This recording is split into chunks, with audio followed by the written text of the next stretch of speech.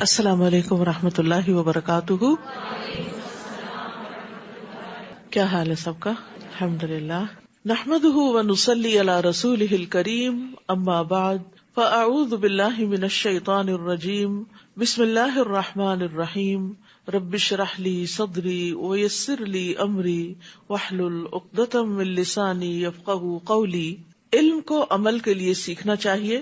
رسول اللہ صلی اللہ علیہ وسلم نے فرمایا، اس شخص کی مثال جو لوگوں کو بھلائی سکھاتا ہے لیکن اپنے آپ کو بھول جاتا ہے، ایک چراغ کی سی ہے جو لوگوں کو تو روشنی دیتا ہے مگر خود کو جلاتا ہے. ابو درداء کہتے ہیں کہ تم عالم نہیں بنو گے حتیٰ کہ تم متعلم یعنی علم سیکھنے والے بنو. یعنی کوئی شخص جب تک علم سیکھتا نہیں اس وقت تک عالم نہیں بنتا، اور تم علم سے عالم نہیں بن سکتے، یعنی صرف سیکھنا بھی کافی نہیں حتیٰ کہ تم اس پر عمل کرو. اور تمہارے گناہ کے لیے یہی کافی ہے کہ تم بحث مباحثہ کرنے والے بن جاؤ. یعنی علم حاصل کرنے کا مقصد لوگوں کے ساتھ بحث مباحثہ نہیں ہونا چاہیے.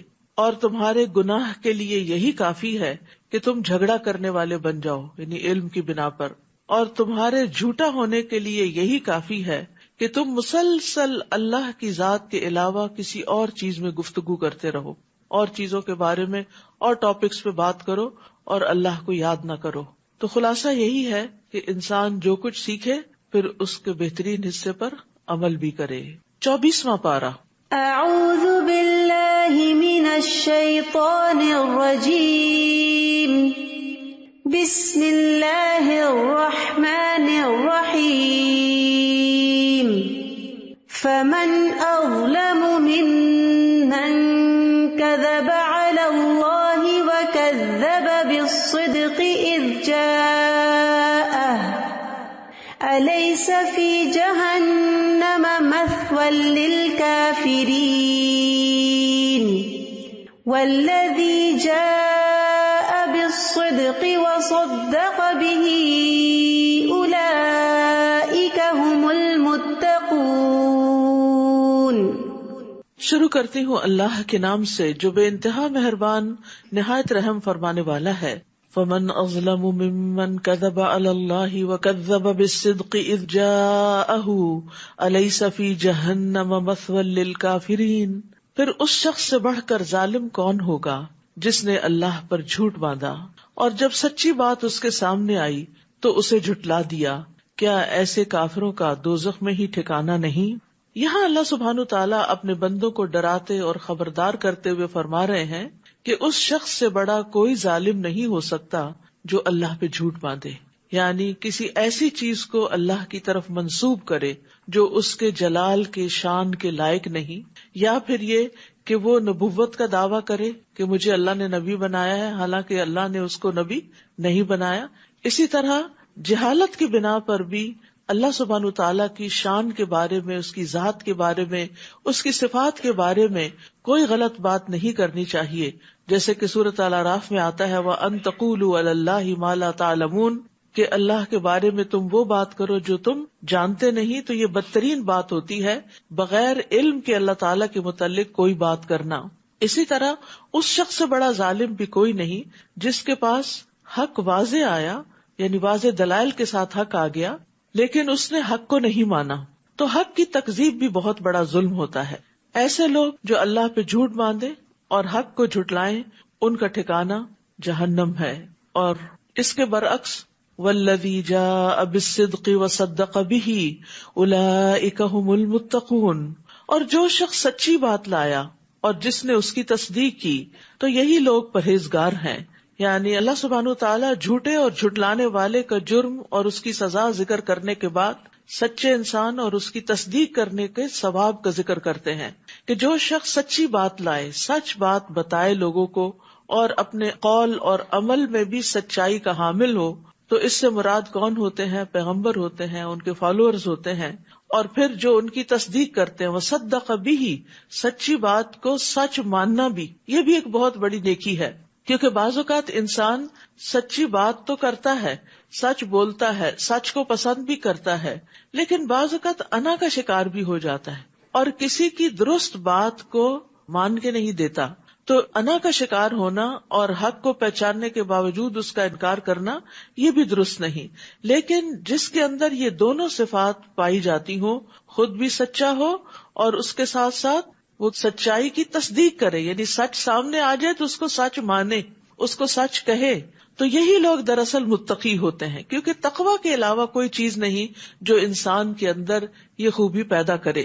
اور سچائی کی جہاں تک بات ہے تو سچ جو ہے وہ اللہ تعالیٰ کو بہت پسند ہے. عبداللہ رضی اللہ عنہ سے روایت ہے کہ نبی صلی اللہ علیہ وسلم نے فرمایا، یقیناً سچ نیکی کی طرف رہنمائی کرتا ہے اور نیکی جنت کی طرف لے جاتی ہے، اور آدمی مسلسل سچ بولتا رہتا ہے یہاں تک کہ اللہ کے ہاں صدیق لکھ لیا جاتا ہے، اور بلا شبہ جھوٹ برائی کی طرف رہنمائی کرتا ہے اور برائی آگ کی طرف لے جاتی ہے، اور آدمی مسلسل جھوٹ بولتا رہتا ہے یہاں تک کہ اللہ کے ہاں جھوٹا لکھ لیا جاتا ہے.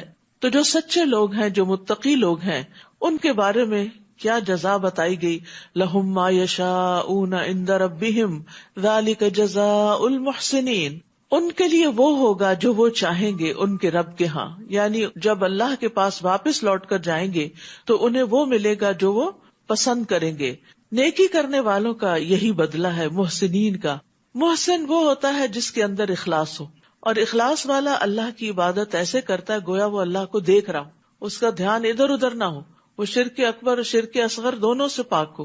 جیسے حضرت جبریل علیہ السلام جب آ کر حضور صلی اللہ علیہ وسلم سے سوال کر رہے تھے تو حدیث جبریل میں مل احسان کے جواب میں آپ نے کیا فرمایا، ان تعبد اللہ کأنک تراہ، کہ تم اللہ کی عبادت اس طرح کرو گویا تم اللہ کو دیکھ رہے ہو. تو یہ محسن کا کردار ہوتا ہے. یعنی محسن اپنے رویے کے اندر بہت مخلص ہوتا ہے. پھر اسی طرح جو دوسروں کو ان کے حق سے زیادہ دیتا ہے وہ بھی محسن ہوتا ہے.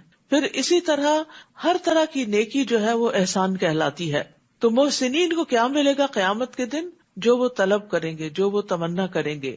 لیکفر اللہ عنہم اسوأ الذی عملوا، تاکہ اللہ ان سے وہ برائیاں دور کر دے جو انہوں نے کی تھیں.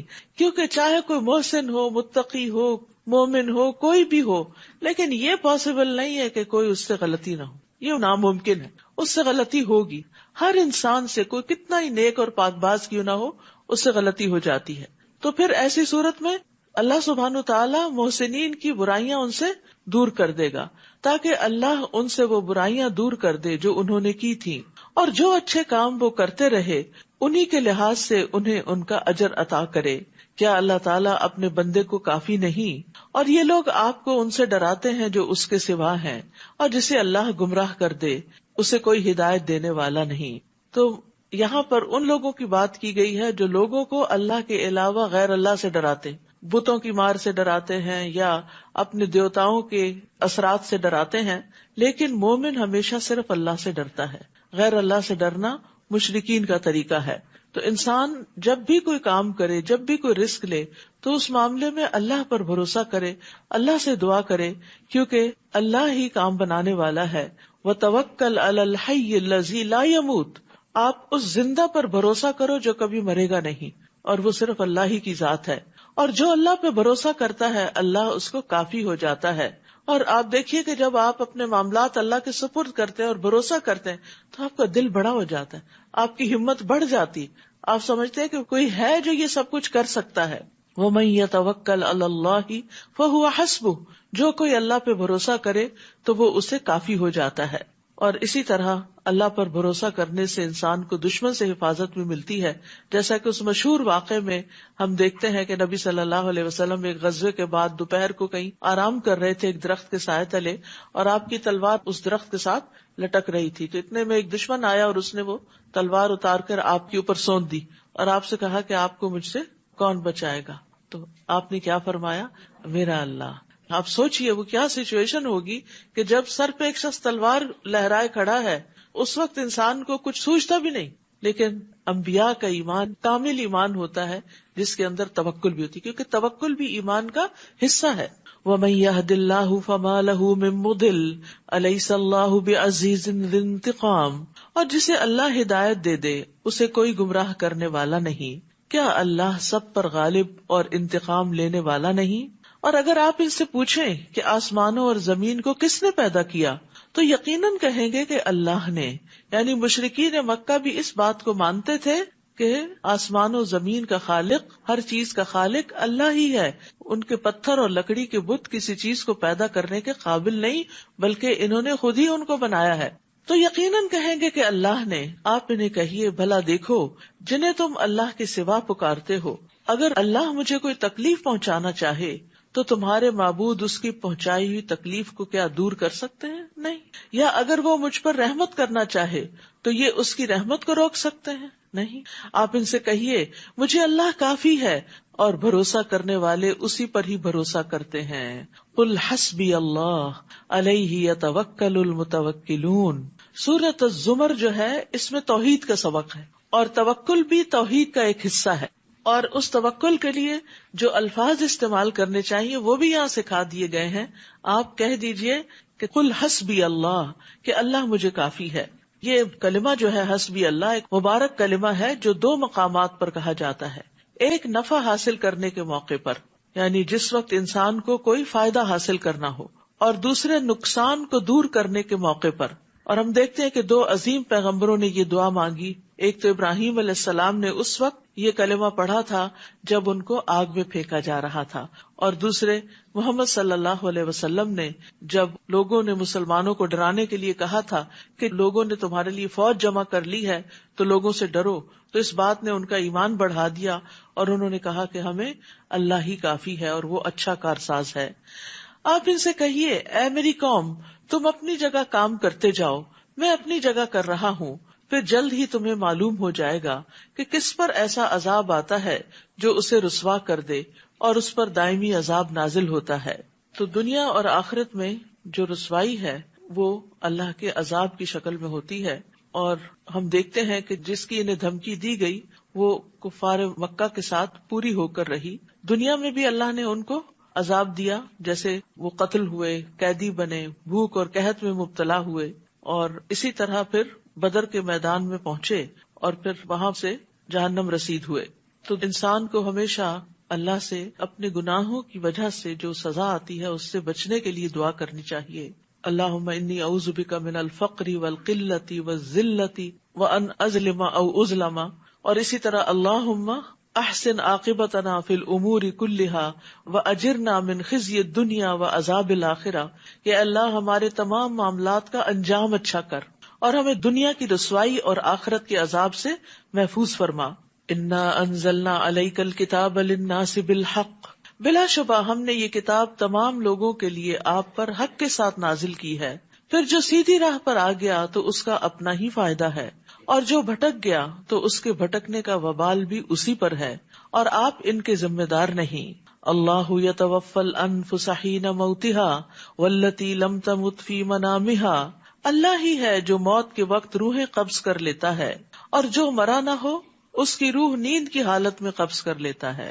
پھر جس کی موت کا فیصلہ ہو چکا ہو تو اس کی روح کو تو روک لیتا ہے، اور دوسری روحیں ایک مقررہ وقت تک کے لیے واپس بھیج دیتا ہے. غور و فکر کرنے والے لوگوں کے لیے اس میں بہت سی نشانیاں ہیں.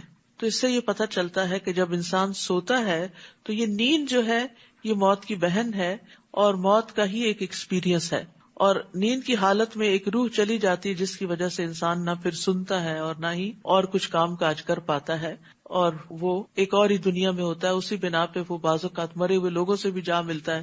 تو وہ اس کی وہ روح ہوتی ہے جو مختلف جگہوں پر مختلف مشاہدات کرتی ہے. اور آپ نے سنا ہوگا کہ کئی لوگ سوتے ہیں اور پھر دوبارہ نہیں اٹھتے، یعنی سوتے میں ہی چلے جاتے ہیں، کیونکہ جس کی موت کا فیصلہ ہو چکا ہو اس کی روح واپس نہیں لوٹائی جاتی بلکہ دوسری بھی لے لی جاتی ہے جو اس کے جسم میں ہوتی ہے. اور یہاں آخر میں جو بات فرمائی گی کہ اس میں غور و فکر کرنے والوں کے لیے نشانیاں ہیں، تو مقاتل کہتے ہیں کہ اس میں ان لوگوں کے لیے نشانیاں ہیں جو قیامت کے دن قبروں سے اٹھنے کے معاملے میں غور و فکر کرتے ہیں کہ قیامت کے دن دوبارہ کیسے اٹھیں گے. ایسے ہی جیسے اللہ دوبارہ دنیا میں روح بھیج دیتا ہے نیند سے جاگتے وقت، تو وہاں قبر میں بھی دوبارہ بھیجے گا اور انسان قبروں سے باہر نکل آئے گا. یعنی سونے والے کی روح کو قبض کرنا، پھر اس کو قبض کرنے کے بعد چھوڑ دینا، قیامت کے دن قبروں سے دوبارہ اٹھائے جانے پر دلیل ہے. تو انسان کو سوتے اور جاگتے وقت اپنی موت کو یاد رکھنا چاہیے. اسی لیے ہم صبح اٹھ کے کیا دعا کرتے ہیں؟ الحمدللہ الذی احیانا بعد ما اماتنا والیہ النشور.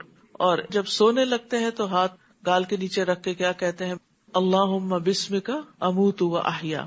اور اسی طرح بسمک ربی وضعت جنبی وبک ارفعہ، ان امسکت نفسی فرحمھا یا فاغفر لھا، دونوں طرح آتا ہے.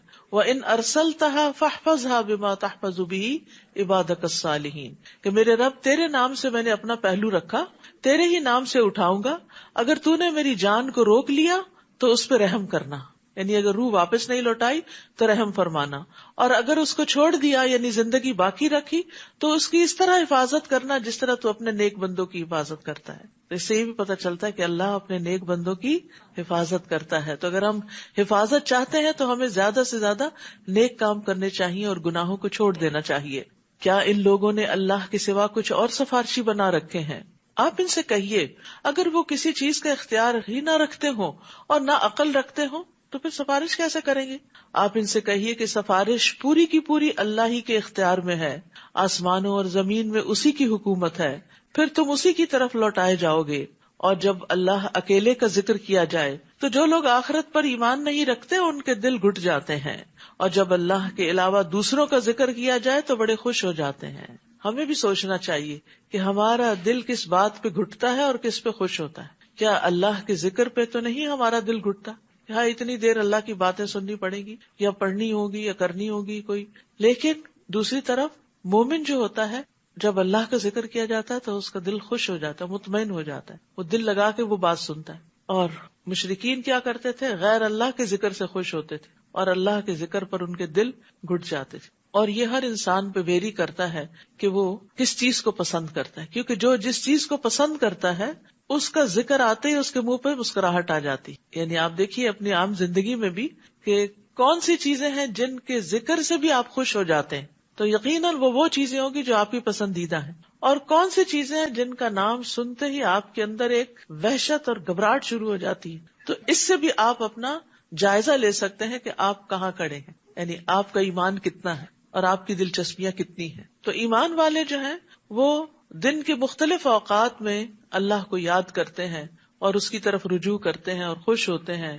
مثلاً آپ صبح اٹھتے ہیں تو اللہ کو یاد کرتے ہیں، اذان سنتے ہیں تو اللہ کو یاد کرتے ہیں، وضو کرتے ہیں تو پھر اللہ کا ذکر کرتے ہیں، نماز بذات خود ذکر ہے، نماز کے بعد بھی کرتے ہیں، پھر صبح شام کی اذکار کرتے ہیں، کھانا کھاتے ہیں. تو یہ اس طرح کی جتنی بھی دعائیں ہیں یہ ساری ایک کتاب ہے دعا کیجیے، اور اسٹال پہ اویلیبل بھی ہے. اس میں دن میں اور مختلف مواقع پہ جو دعائیں مومن کرتا ہے، قرآن کی دعائیں، سنت سے دعائیں، والدین کے لیے دعائیں، بخشش کی دعائیں، آئینہ دیکھنے کی دعائیں، اور بہت سی دعائیں جو انسان کو کرنی چاہیے جو نبی صلی اللہ علیہ وسلم سے ثابت ہے. میں سمجھتی ہوں ہر گھر میں یہ کتاب ہونی چاہیے تاکہ کسی بھی موقع کی مناسبت سے وہ دعائیں نکال کر انسان پڑھ سکتا ہے، یا روٹین میں بھی انسان تھوڑی تھوڑی کر کے روز ان چیزوں کو یاد بھی کر سکتا ہے اور پڑھ بھی سکتا ہے. قل اللہم فاطر السماوات والارض عالم الغیب والشہادہ انت تحکم بین عبادک فیما کانوا فیہ یختلفون. آپ کہیے اے اللہ آسمانوں اور زمین کے پیدا کرنے والے، غیب اور حاضر کو جاننے والے، تو ہی اپنے بندوں میں ایسی چیز کا فیصلہ کرے گا جس میں وہ اختلاف کر رہے ہیں. اور اگر ان ظالموں کو زمین کی ساری دولت میسر ہو اور اتنی ہی اور بھی ہو تو وہ روز قیامت کے برے عذاب سے بچنے کے لیے فدیے میں دینے کو تیار ہو جائیں گے. اس دن اللہ کی طرف سے ان کے لیے ایسا عذاب ظاہر ہوگا جو ان کے وہم و گمان میں بھی نہ ہوگا. تو یہاں ہم دیکھتے ہیں کہ یہ جو بات ہے نا وَبَدَا لَهُم مِّنَ اللَّهِ مَا لَمْ يَكُونُوا يَحْتَسِبُونَ، کہ اس دن اللہ کی طرف سے ایسا عذاب ظاہر ہوگا جس کا انہوں نے سوچا بھی نہ ہوگا. تو پائس پری ڈیسیسرز اسلاف جو تھے وہ اس آیت سے بہت ڈرتے تھے کہ کہیں ایسا نہ ہو کہ ہم یہ سمجھے کہ ہم بڑے اچھے اچھے کام کر رہے ہیں اور کل جائیں اور وہاں دیکھیں تو وہ اچھے کاموں میں شامل ہی نہیں ہوئے ہوں. مجاہد کہتے ہیں کہ انہوں نے ایسے عمل کیے جنہیں وہ نیک سمجھتے تھے لیکن اصل میں وہ برے تھے. انٹینشن کی وجہ سے ہو گئے یا طریقہ غلط تھا یا کوئی بدعت تھی، اور ہو سکتا ہے کہ انہوں نے یہ گمان کر لیا ہو کہ ان کے یہ گناہ توبہ کے بغیر ہی معاف ہو جائیں گے. یہ تو چھوٹی سی بات ہے. دیکھیں جن گناہوں کو ہم چھوٹا سمجھتے ہیں نا ان پہ توبہ نہیں کرتے، لیکن کل کو وہی بہت بڑے بن سکتے ہیں. سفیان ثوری کہتے ہیں ریاکاری کرنے والوں کے لیے تباہی ہے، تباہی ہے. یہ آیت ان کے بارے میں ہے، یہ ان کا قصہ ہے. اکرمہ بن عمار کہتے ہیں کہ محمد بن منقدر اپنی موت کے وقت بہت زیادہ گھبراہٹ طاری ہو گئی. تو ان کو کہا گیا یہ خوف اور گھبراہٹ کس بات پہ ہے؟ انہوں نے کہا کہ اللہ کی کتاب میں ایک آیت ہے جس سے میں ڈرتا ہوں، اور وہ ہے وَبَدَا لَهُم مِّنَ اللَّهِ مَا لَمْ يَكُونُوا يَحْتَسِبُونَ، اور میں ڈرتا ہوں کہ میرے سامنے وہ کچھ نہ آ جائے جس کا مجھے گمان بھی نہ ہو، خیال بھی نہ ہو۔ ہم اپنے بارے میں یہ سمجھتے رہیں کہ ہاں سب اچھا ہے اور ہم نیک ہیں اور اچھے فرشتے آئیں گے جان لینے کے لیے، اور قبر میں بھی سب ٹھیک ہوگا اور آخرت میں بھی ہم امن میں ہوں گے، کس کو پتا؟ تو انسان کو کبھی بھی بے خوف نہیں ہونا چاہیے، اور جو کام وہ کرتے رہے اس کے برے نتائج ان کے سامنے آ جائیں گے، اور جس عذاب کا وہ مذاق اڑایا کرتے تھے وہ انہیں آ گھیرے گا۔ انسان کو جب کوئی تکلیف پہنچتی ہے تو ہمیں پکارتا ہے، پھر جب ہم اسے اپنی نعمت سے نوازتے ہیں تو کہتا ہے مجھے تو یہ چیز علم اور تجربے کی بنا پر حاصل ہوئی ہے۔ بات یوں نہیں بلکہ یہ ایک آزمائش ہوتی ہے، مگر ان میں سے اکثر نہیں جانتے۔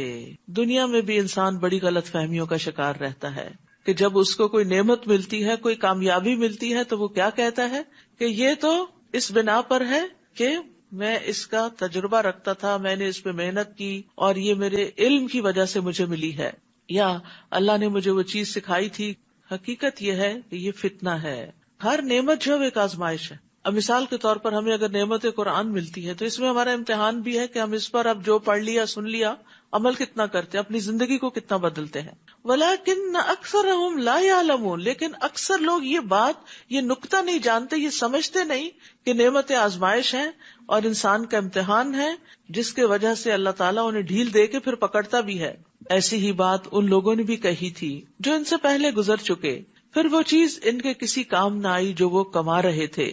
یعنی پہلے لوگوں کو بھی اپنے علم اور ہنر اور فن پہ بڑا مان تھا، لیکن وہ چیزیں انہیں اللہ کے عذاب سے بچا نہ سکیں، چنانچہ اپنی بری کمائی کے برے نتائج انہیں بھگتنے پڑے۔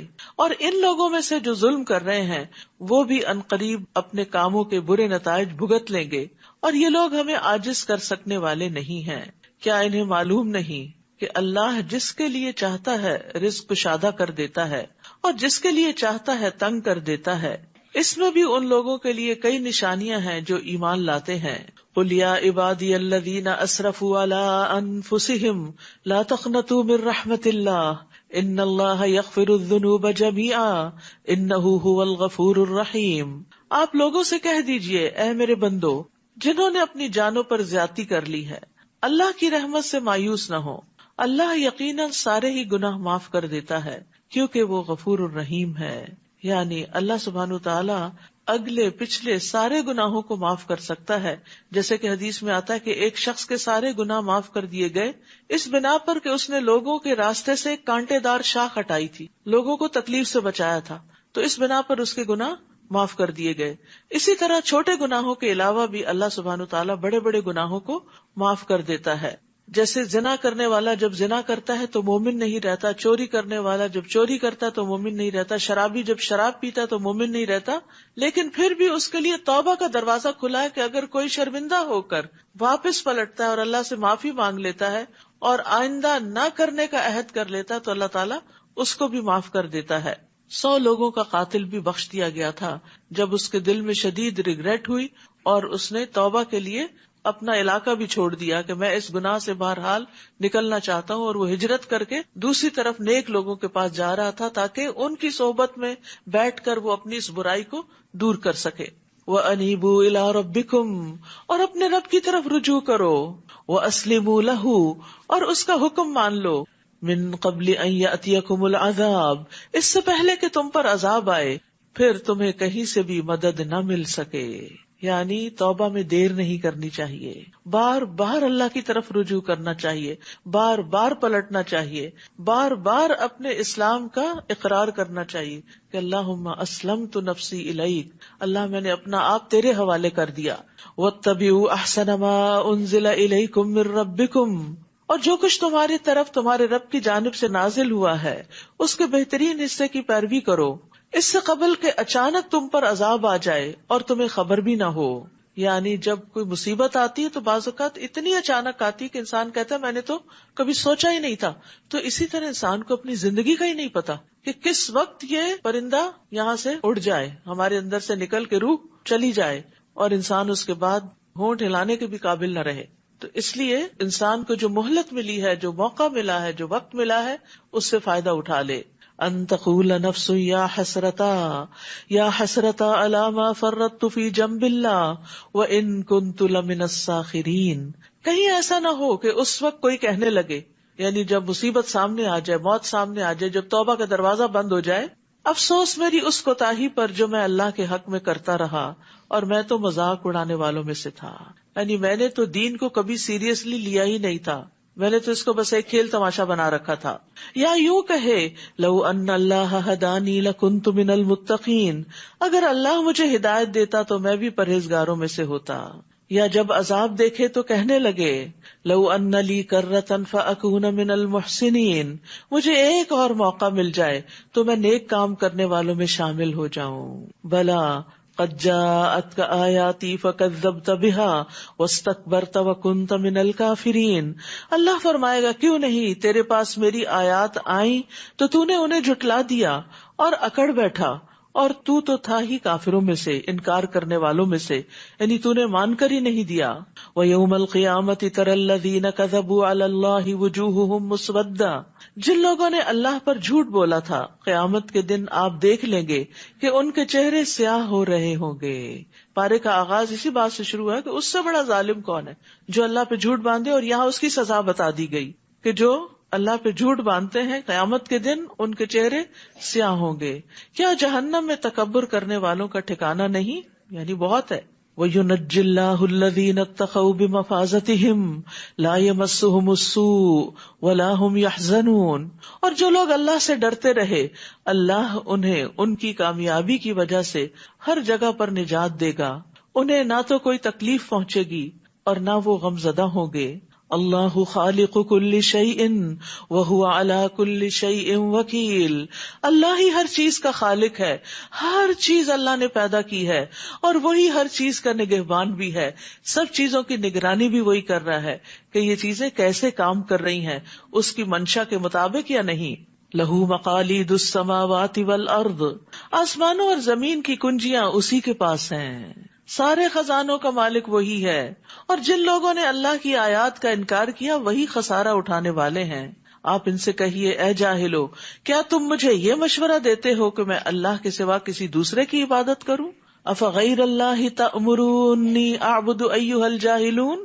حالانکہ آپ کی طرف یہ وحی کی جا چکی ہے اور ان لوگوں کی طرف بھی جو آپ سے پہلے تھے کہ اگر آپ نے شرک کیا تو آپ کے عمل بھی برباد ہو جائیں گے اور آپ خسارہ اٹھانے والوں میں شامل ہو جائیں گے. یعنی شرک کا گناہ کسی سے بھی قابل قبول نہیں. تو اس لیے انسان کو سب سے زیادہ جس چیز کی فکر ہونی چاہیے وہ اپنی زندگی سے شرک نکالنے کی. اور وہ کب نکالے گا؟ جب اس کو پتا ہوگا کہ شرک ہے کیا. کیونکہ اگر یہ پتا ہی نہیں کہ شرک کیا ہے تو شرک سے نکلے گا کیسے انسان. تو اس لیے فَاعْلَمْ أَنَّهُ لَا إِلَٰهَ إِلَّا هُوَ، اس بات کا علم حاصل کرو کہ اللہ تعالیٰ ایک ہے، اور کون سی چیزیں اللہ کی ذات میں یا صفات میں شریک بن جاتی ہیں اور کیا کہنا شرک ہو جاتا ہے، ان باتوں کا خوب علم ہونا چاہیے. ورنہ تو اللہ سبحانہ تعالیٰ شرک کو معاف نہیں کرے گا، باقی گناہ تو چاہے سزا دیے بغیر معاف کر دے یا سزا دے کے معاف کرے. بل اللہ فاعبد وکم من الشاکرین، بلکہ آپ اللہ ہی کی عبادت کیجیے اور اس کے شکر گزار بن کر رہیے. اور ان لوگوں نے اللہ کی قدر نہیں کی جیسا کہ اس کی قدر کرنے کا حق ہے. قیامت کے دن ساری زمین اس کی مٹھی میں اور تمام آسمان اس کے دائیں ہاتھ میں لپیٹے ہوئے ہوں گے. وہ ان باتوں سے پاک اور بالا تر ہے جو یہ لوگ اس کے شریک ٹھہراتے ہیں. اللہ سبحانہ تعالیٰ کی عظمت اور قدر کو حقیقت میں ہم لوگ نہیں جانتے، لیکن یہ ہے کہ اگر انسان جان لے تو پھر اس کے اندر لازماً اللہ کی عبادت کا شوق آ جائے، وہ اس کے آگے جھک جائے. کیونکہ ہوتا یہ ہے کہ دنیا میں جب ہم کسی سے انسپائر ہوتے ہیں اور وہ ہمارے ہی جیسے انسان ہوتے ہیں، تھوڑی بہت اگر ان کی کوئی اچیومنٹ ہوتی ہے تو ہم ان کے آگے جھک جاتے ہیں، ان کے مطیع ہو جاتے ہیں، سرنگوں ہو جاتے ہیں. تو سوچئے کہ جو شخص اللہ کو پہچان لے پھر کیا وہ اللہ کے آگے نہیں جھکے گا؟ ہو ہی نہیں سکتا کہ وہ اللہ کے آگے پھر نہ جھکے. تو یہ اللہ کی ناقدری ہے، اللہ کو نہ پہچاننا ہے کہ انسان پھر اس کی طرف رجوع نہیں کرتا.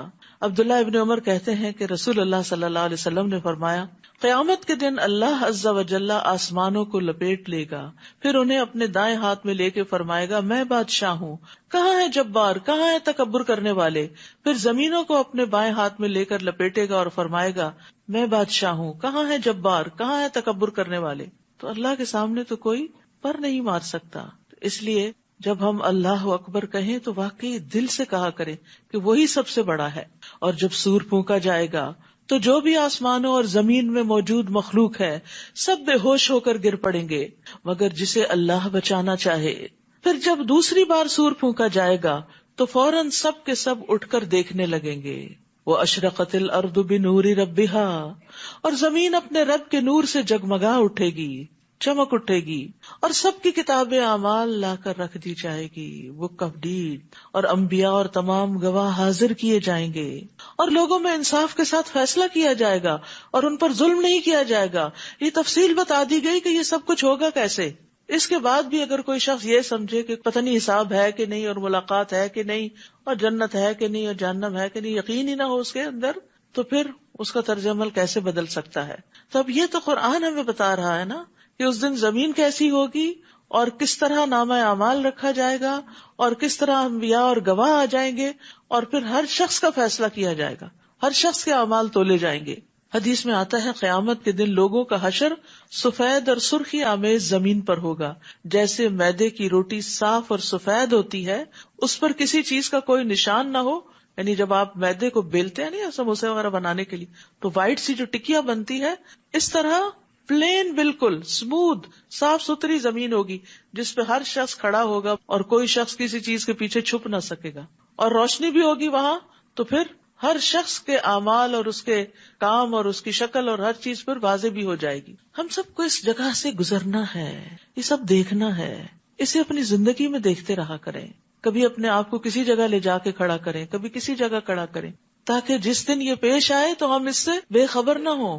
ہمیں پہلے سے پتا یہ تو ہونا تھا، یہ تو رب کا وعدہ تھا اور یہ تو سچا وعدہ تھا. تو جو لوگ اس طرح اس دن کو یاد رکھتے ہیں اور اس کی تیاری کرتے رہتے ہیں، اس دن کے لیے پھر ان کو کوئی ہول نہ ہوگا، وہ امن میں ہوں گے. تو جب اللہ تعالیٰ قیامت کے دن لوگوں کا فیصلہ کرنے آئیں گے تب زمین اس کے نور سے روشن ہوگی. زمین پر روشنی سورج اور چاند کی وجہ سے نہیں ہوگی، کیونکہ سورج چاند تو لپیٹ دیے جائیں گے، ان کی روشنی ختم ہو جائے گی. اور یہ ہم پڑھتے ہیں نا کہ سورج حشر میں بالکل قریب آ جائے گا، تو یہ اس وقت ہوگا جب حشر میں وقوف لمبا ہوگا، ابتدا میں نہیں. اور ہر شخص نے جو عمل کیا ہوگا اسے اس کا پورا بدلہ دے دیا جائے گا، اور جو کچھ وہ کر رہے ہیں اللہ اسے خوب جاننے والا ہے. آپ دیکھیے جو لوگ جاب کرتے ہیں، جو کام کرتے ہیں، اور جب وہ ان کا کام مکمل ہوتا ہے، ان کا ویک مکمل ہوتا ہے یا مہینہ مکمل ہوتا ہے تو ان کو سیلری ملتی ہے، تو وہ ان کے کام کی اجرت ہوتی ہے، ان کی مزدوری ہوتی ہے. اسی طرح قیامت کے دن بھی ہمارے اعمال کی اجرت ہمیں دی جائے گی، پورا بدلہ، کیونکہ وہ بدلے کا دن ہے. تو انسان کو سوچنا چاہیے کہ اس دن کے لیے جو اعمال کر رہا ہے ان میں وہ کتنا سنجیدہ اور کتنا کمیٹڈ ہے. اور جن لوگوں نے کفر کیا ہوگا انہیں گروہ در گروہ جہنم کی طرف ہانکا جائے گا، یہاں تک کہ جب وہ جہنم پر پہنچ جائیں گے تو اس کے دروازے کھول دیے جائیں گے اور اس کے داروغے انہیں کہیں گے کیا تمہارے پاس تمہیں میں سے رسول نہیں آئے تھے جو تمہیں رب کی آیات پڑھ کر سناتے. کیونکہ ہر شخص پڑھا لکھا نہیں ہوتا کہ خود سے پڑھ سکے، تو اس لیے پڑھ کے سنانے کی جب بات کی گئی تو حجت ہی تمام کر دی گئی. اور اس دن کے لیے پیش ہونے سے تمہیں ڈراتے تھے، وہ کہیں گے کیوں نہیں، مگر کافروں پر عذاب کا حکم ثابت ہو کر رہا. اب یہ ہے کہ کفار کے بھی مختلف گروہ ہوں گے، یعنی جس طرح کے مجرم ہوں گے وہ ایسے لوگ اکٹھے کر دیے جائیں گے، مخصوص دروازے سے داخل ہوں گے. اسی طرح متقی لوگوں کے بھی الگ الگ گروہ ہوں گے، کوئی مقربین ہوں گے اور کوئی صالحین ہوں گے اور کوئی انبیاء ہوں گے، شہداء ہوں گے. تو جنت کے بھی مختلف درجے ہیں اور مختلف لیولز ہیں، اور پھر جیسا جس کا عمل ہوگا. قیل ادخلوا ابواب جہنم خالدین فیہا فبئس مثوی المتکبرین. انہیں کہا جائے گا یعنی جہنم والوں کو کہ جہنم کے دروازوں سے داخل ہو جاؤ، تم ہمیشہ اس میں رہو گے، تکبر کرنے والوں کے لیے یہ کیسا برا ٹھکانہ ہوگا. اور جو لوگ اپنے رب سے ڈرتے رہے انہیں گروہ در گروہ جنت کی طرف چلایا جائے گا، یہاں تک کہ جب وہ اس کے پاس پہنچ جائیں گے اور اس کے دروازے پہلے سے ہی کھول دیے جائیں گے تو اس کے داروغے انہیں کہیں گے تم پر سلامتی ہو، خوش ہو جاؤ اور ہمیشہ کے لیے جنت میں داخل ہو جاؤ. تو یہاں جنتیوں کے گروہوں کا بھی ذکر ہے کہ ان کے تقوی کے لیول کے اعتبار سے ان کے گروہ بنیں گے. ابو ہریرہ کہتے ہیں کہ نبی صلی اللہ علیہ وسلم نے فرمایا پہلی جماعت جو جنت میں داخل ہوگی ان کے چہرے 14ویں رات کے چاند کی طرح چمکتے ہوں گے، اور جو ان کے بعد داخل ہوں گے وہ جگمگاتے ستاروں کی طرح ہوں گے. ان سب کے دل الفت و محبت میں ایک شخص کی طرح ہوں گے، ان میں سے نہ کسی کا بات میں اختلاف ہوگا نہ باہم دشمنی ہوگی. یہ اہل جنت کی شان ہے کہ آپس میں نہ دل میں کوئی بات اور نہ زبان پہ کوئی بات، کوئی کلیشز نہیں ہوں گے، کوئی اختلاف نہیں ہوں گے، بلکہ ایک دل کی طرح ہوں گے، سب ایک دوسرے سے محبت کرتے ہوں گے. جنت کا دروازہ سب سے پہلے آپ صلی اللہ علیہ وسلم کے لیے کھولا جائے گا. رسول اللہ صلی اللہ علیہ وسلم نے فرمایا، میں قیامت کے دن جنت کے دروازے پر آؤں گا اور اسے کھلواؤں گا. پھر جنت کا داروغہ کہے گا، آپ کون ہیں؟ میں کہوں گا محمد. وہ کہے گا، مجھے آپ سے پہلے کسی کے لیے دروازہ کھولنے کا حکم نہیں دیا گیا. یعنی آپ ہی ایک طرح سے افتتاح کریں گے، اوپننگ کریں گے، سب سے پہلے آپ انٹر ہوں گے اور پھر آپ کی امتی ساتھ داخل ہوں گے. اور اس وقت وہ کیا کہیں گے؟ وَقَالُوا الْحَمْدُ لِلَّهِ الَّذِي صَدَقَنَا وَعَدَهُ. وہ کہیں گے اللہ کا شکر ہے جس نے ہمارے ساتھ اپنا وعدہ سچا کر دکھایا اور ہمیں اس سرزمین کا وارث بنا دیا کہ اس جنت میں ہم جہاں چاہیں رہیں. عمل کرنے والوں کے لیے یہ کیسا اچھا اجر ہے. اتنی چوائسز ہوں گی ہر جنتی کے لیے کہ جہاں اس کا دل چاہے گا وہ چلا جائے گا. دنیا میں اگر آپ کسی اچھے جگہ پر ہالیڈیز کے لیے جانا بھی چاہیں تو پہلے آپ کو پیسے جمع کرنے ہوتے ہیں، پھر اس کے بعد وہ ساری اس کے ریویوز دیکھتے ہیں، پھر بکنگ کراتے ہیں، پھر کبھی فلائٹس کینسل ہو جاتی ہیں، کیا کیا مسائل ہوتے، کتنے ترددات ہوتے ہیں. اور پھر وہاں پہنچ کر بھی بعض اوقات آپ کو اپنی پسند کا ویو نہیں ملتا، کمرہ نہیں ملتا، پسند کا ویدر نہیں ملتا، کئی چیزیں. یعنی وہ تھوڑی سی خوشی ہوتی ہے اور اس کے ساتھ بے شمار ترددات لگے ہوتے. لیکن جنت میں داخل ہوتے ہی کسی قسم کا کوئی تردد، کوئی تھکاوٹ نہیں، اور جو انسان چاہے گا وہ اس کو ملتا چلا جائے گا. اور یہ کس کا اجر ہے؟ عمل کرنے والوں کے لیے یہ کیسا اچھا اجر ہے. اصل بات ہے عمل کی. وَتَرَى الْمَلَائِكَةَ حَافِّينَ مِنْ حَوْلِ الْعَرْشِ. نیز اس دن آپ دیکھیں گے کہ فرشتے عرش کے گرد حلقہ باندھے ہوئے، یعنی سراؤنڈ کر رہے ہوں گے، اپنے رب کی تعریف کے ساتھ تسبیح کر رہے ہیں. اور لوگوں میں انصاف کے ساتھ فیصلہ کیا جائے گا اور سب کہیں گے وقیل الحمد للہ رب العالمین. سب تعریف اللہ کے لیے ہے جو تمام جہانوں کا رب ہے. یعنی پوری کائنات اللہ کی حمد کر رہی ہوگی. آسمان والے، زمین والے، نیک اور بد، جن و انس، حتیٰ کہ آگ والے بھی اللہ کی حمد بیان کریں گے. تو الحمدللہ آدم علیہ السلام کا پہلا جملہ تھا. مومن کی جان نکلتی ہے تو وہ الحمدللہ کہہ رہا ہوتا ہے. جنت میں داخلے پر ایمان والے الحمدللہ کہیں گے، الحمدللہ الذی ہدانا لہذا. اور جنتیوں کا تو پھر کھانا پینا ہی یہی ہوگا، یعنی اللہ کی حمد و ثنا. نبی صلی اللہ علیہ وسلم فرماتے ہیں یقیناً اہل جنت کھائیں گے جنت میں اور پیئیں گے، لیکن نہ اس میں تھوکیں گے، نہ پیشاب کریں گے، نہ رفع حاجت ہوگی، اور نہ ہی ناک سے ریزش گرائیں گے. کوئی گندگی نہیں ہوگی، کوئی بیڈ ڈسکریشن نہیں ہوگی. صحابہ نے پوچھا پھر ان کے کھانے کا کیا بنے گا؟ یعنی جو کھانا اندر لے کے جائیں گے اس کا کیا ہوگا؟ آپ نے فرمایا ایک ڈکار آئے گی اور کستوری کے پسینے کی طرح پسینہ آئے گا، یعنی خوشبودار پسینے کی شکل میں وہ جسم سے نکل جائے گا. ان کو تسبیح و تحمید اس طرح الہام کر دیے جائیں گے جس طرح سانس کو الہام کر دیا جاتا ہے. سانس کو اللہ نے الہام کیا، اسی لیے خود ہی خود کام کر رہا ہے، ہمیں اس کو کھینچنا نہیں پڑتا. اگر ہر دفعہ ہمیں کھینچ کے باہر نکالنا پڑتا تو کیا حال ہوتا. یعنی سانس کے لیے زور نہیں لگانا پڑتا.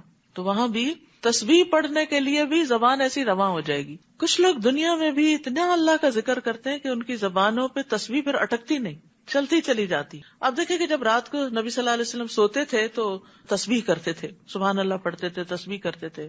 تو آپ بھی ذرا تجربہ کر کے دیکھیں کہ کیا آپ کی زبان چلتی ہے. کیونکہ کچھ دن ہوتے ہیں جن میں انسان تسبیح کرتے کرتے سوتا ہے، اور کچھ دن ایسے ہوتے ہیں کہ جب زبان اٹکتی ہے.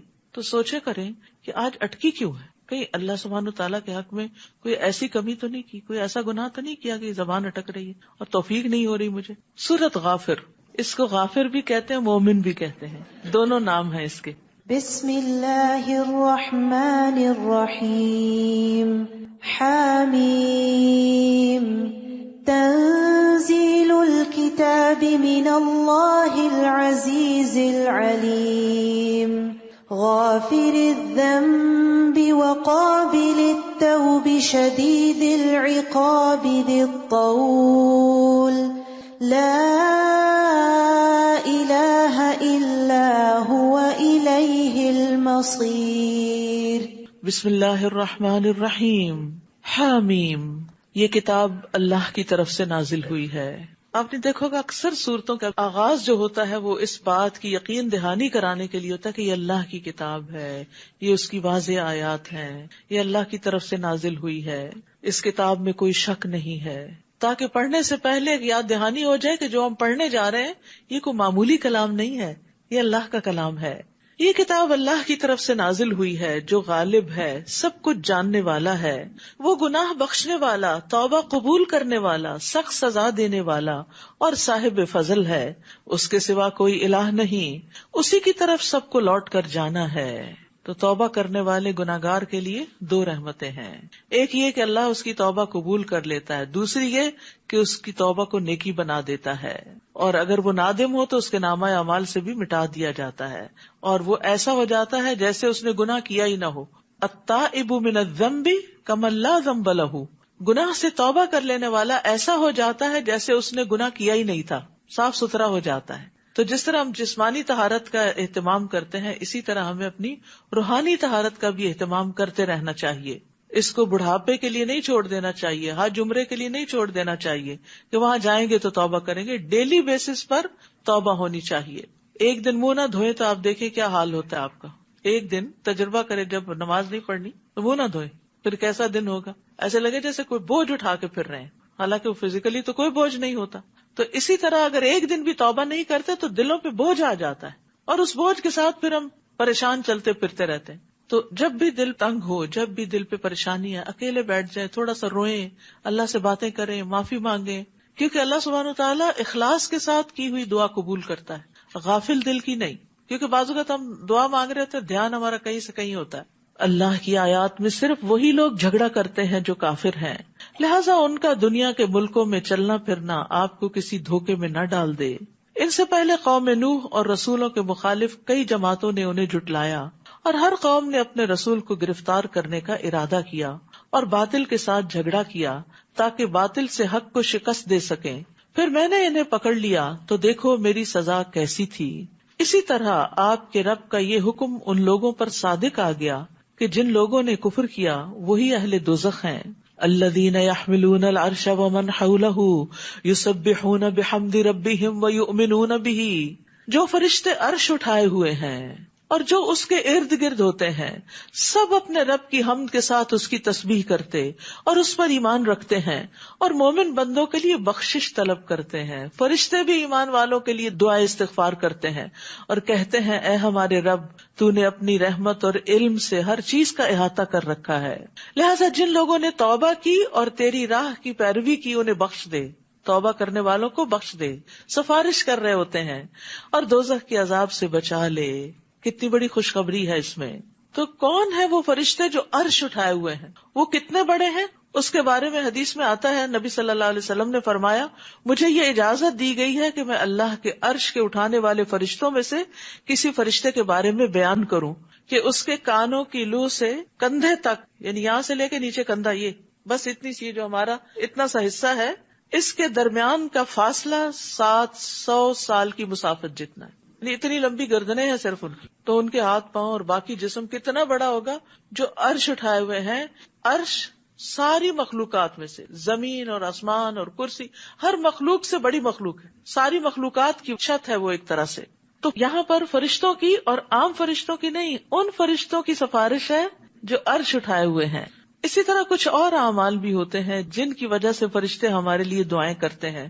نماز کے بعد جائے نماز پہ بیٹھے رہنا، اگر وقت اجازت دے، کیونکہ کچھ لوگ تو سلام ابھی آدھا ہی ہوتا ہے وہ پاؤں پہ کھڑے ہو جاتے ہیں۔ تو سکون سے نماز کے بعد کے اذکار کرنے چاہیے، الا یہ کہ واقعی حقیقی مجبوری ہو، کوئی بہت جلدی ہو، لیکن دن کی ہر نماز ہی تو جلدی نہ ہو، کوئی تو اللہ کے لیے بھی ہو۔ تو جتنی دیر انسان مصلی پہ ہوتا ہے اتنی دیر وہ اس کے لیے دعا کرتے رہتے ہیں۔ کیا دعا ہوتی ہے؟ اللہم اغفر لہ، اللہم ارحمہ، اللہ اس کو بخش دے، اللہ اس پہ رحم فرما۔ پھر ہے باوضو ہو کر سونا۔ جو شخص رات کو باوضو سوتا ہے اس کے بستر میں فرشتہ رات گزارتا ہے۔ جب بھی وہ رات کی کسی گھڑی میں نیند سے بیدار ہوتا ہے تو فرشتہ کہتا ہے اللہ اپنے اس بندے کو بخش دے، اس لیے کہ یہ باوضو ہو کر سویا تھا۔ پھر اگر کوئی بیمار ہو تو اس کی عیادت کے لیے جانے والوں کے لیے 70,000 فرشتے صبح کے وقت اگر کوئی عیادت کرے تو شام تک دعائیں کرتے ہیں، اور شام کے وقت کرے تو صبح تک کرتے ہیں۔ پھر اسی طرح لوگوں کو خیر کی بات سکھانا، خیر کی بات دوسروں کو سکھانا، چاہے آپ اپنی اولاد کو سکھا رہے ہیں، اپنے رشتہ داروں کو سکھا رہے ہیں، اپنے دوستوں کو سکھا رہے ہیں، یا جاننے والے اور نہ جاننے والے سب کو سکھا رہے ہیں، تو رسول اللہ صلی اللہ علیہ وسلم نے فرمایا یقیناً اللہ اور اس کے فرشتے اور تمام اہل زمین اور آسمان، یہاں تک کہ چونٹی اپنے سوراخ میں اور مچھلیاں پانی میں اس شخص کے لیے دعائے خیر کرتی ہیں، یعنی اللہ تعالیٰ رحمت بھیجتے، فرشتے اور باقی مخلوق جو ہیں وہ دعائے خیر کرتی ہیں جو لوگوں کو بھلائی کی باتیں سکھاتا ہے۔ اصل میں عربی میں لفظ لا یصلون آتا ہے جس میں دونوں معنی پائے جاتے ہیں، تو ایک ہی لفظ چل جاتا ہے، لیکن جب اردو ترجمہ ہم کرتے ہیں تو پھر اللہ تعالیٰ تو دعا نہیں کرتے، وہ تو دعا قبول کرتے ہیں۔ تو اس لیے خیر پھیلانے والے بن جائیں، خیر کی کنجیاں بن جائیں، شر کے تالے بن جائیں، ہر جگہ خیر پھیلائیں، اور آغاز اپنے آپ سے کریں اور گھر والوں سے کریں۔ پھر اسی طرح سحری کرنے والوں پر اللہ تعالیٰ رحمت کرتے ہیں اور فرشتے ان کے لیے دعائیں کرتے ہیں۔ پھر اسی طرح کسی کی غیر موجودگی میں اس کے لیے دعا کرنے والے کے لیے ایک فرشتہ مقرر ہوتا ہے۔ جو مسلمان پیٹھ پیچھے کسی مسلمان کے لیے دعا کرتا ہے تو وہ فرشتہ ساتھ ساتھ کہتا ہے تجھے بھی ایسا ہی ملے۔ اور وہ اور کیا دعائیں کرتے ہیں؟ ربنا وادخلہم جنات عدن التی وعدتہم، اے ہمارے رب انہیں ان ہمیشہ رہنے والے باغات میں داخل کر جس کا تو نے ان سے وعدہ کیا ہے، اور ان کے آباء و اجداد، ان کی بیویوں اور ان کی اولاد میں سے جو صالح ہیں انہیں بھی، یعنی جو نیک ہیں ان کو بھی، بلا شبہ تو ہر چیز پر غالب حکمت والا ہے۔ اولاد میں سے جو نیک ہیں ان کو اللہ سب کو نیک بنا دے تاکہ وہ ماں باپ کے ساتھ رہیں آخرت میں، اور انہیں برائیوں سے بچا لے اس روز جسے تو نے برائیوں سے بچا لیا، گویا تو نے اس پر رحمت کر دی، اور یہی بڑی کامیابی ہے۔ اور جن لوگوں نے کفر کیا، قیامت کے دن انہیں پکار کر کہا جائے گا کہ آج جتنا غصہ تمہیں اپنے آپ پہ آ رہا ہے، اللہ کو تم پر اس سے زیادہ غصہ آتا تھا جب تمہیں ایمان کی طرف دعوت دی جاتی تھی تو تم انکار کر دیتے تھے، ایمان کی دعوت کو قبول نہیں کرتے تھے۔ وہ کہیں گے ہمارے رب تو نے 2 دفعہ ہمیں مارا اور 2 دفعہ زندہ کیا، ہم اپنے گناہوں کا اعتراف کرتے ہیں، اب کیا یہاں سے نکلنے کی کوئی راہ ہے؟ تو obviously وہاں سے تو اب کوئی نہیں نکلے گا، جہنم میں تو پکڑے گئے۔ جواب ملے گا تمہارا یہ حال اس لیے ہے کہ جب تمہیں اللہ اکیلے کی طرف بلایا جاتا تھا تو تم انکار کر دیتے تھے، اور اگر اس کے ساتھ کوئی شریک بنایا جاتا تو تم مان لیتے تھے۔ اب فیصلہ تو اللہ ہی کے ہاتھ میں ہے جو عالی شان اور کبریائی والا ہے، وہی تو ہے جو تمہیں اپنی نشانیاں دکھاتا ہے اور آسمان سے تمہارے لیے رزق اتارتا ہے، مگر ان باتوں سے سبق تو وہی حاصل کرتا ہے جو اس کی طرف رجوع کرتا ہو۔ لہٰذا اللہ کو خالصتاً اس کی حاکمیت تسلیم کرتے ہوئے پکارا کرو، اگرچہ کافر اسے برا ہی مانے کہ تم ایک اللہ کو کیوں پکارتے ہو۔ رفیع الدرجات ذو العرش یلقی الروح من امرہ علی من یشاء من عبادہ لینذر یوم التلاق، وہ بلند درجوں والا ہے، عرش کا مالک ہے، وہ اپنے بندوں میں سے جس پر چاہتا ہے اپنے حکم سے روح یعنی وحی نازل کرتا ہے تاکہ وہ لوگوں کو ملاقات کے دن سے ڈرائے، یعنی قیامت کے دن سے۔ تو اللہ سبحانہ وتعالیٰ اپنے عرش پر مستوی ہے، اور اللہ نے اپنے ہاتھ سے عرش کی تخلیق کی ہے۔ حدیث میں آتا ہے کہ اللہ نے 4 چیزوں کو اپنے ہاتھ سے بنایا، عرش، قلم، آدم اور جنت عدن، اور باقی مخلوقات کو کن کہہ کر تو وہ ہو گئی۔ اللہ کے عرش کی مقدار کو اس کے سوا کوئی نہیں جانتا کہ وہ کتنا بڑا ہے، نو ون نوز، اور کرسی اس کے قدم رکھنے کی جگہ ہے۔ عرش تمام مخلوقات سے اونچا ہے۔ اللہ نے 7ویں آسمان سے اوپر پانی بنایا ہے، اور پانی کے اوپر عرش ہے، یعنی یہاں ہم ایک آسمان کو بس دیکھتے ہیں، اس کے اوپر ایک اور پھر اور پھر اور پھر اور پھر اور پھر اور اس کے اوپر پانی، اس کے اوپر عرش ہے۔ جنت کے 100 درجے ہیں، نبی صلی اللہ علیہ وسلم نے فرمایا جنت میں 100 درجے ہیں، ہر 2 درجوں کے درمیان 100 سال کا فاصلہ ہے، جیسا کہ زمین اور آسمان کے درمیان، اور فردوس اس کا اعلیٰ ترین درجہ ہے، اس سے جنت کی 4 نہریں نکلتی ہیں، اس کے اوپر عرش ہے، یعنی فردوس سے بھی ابو۔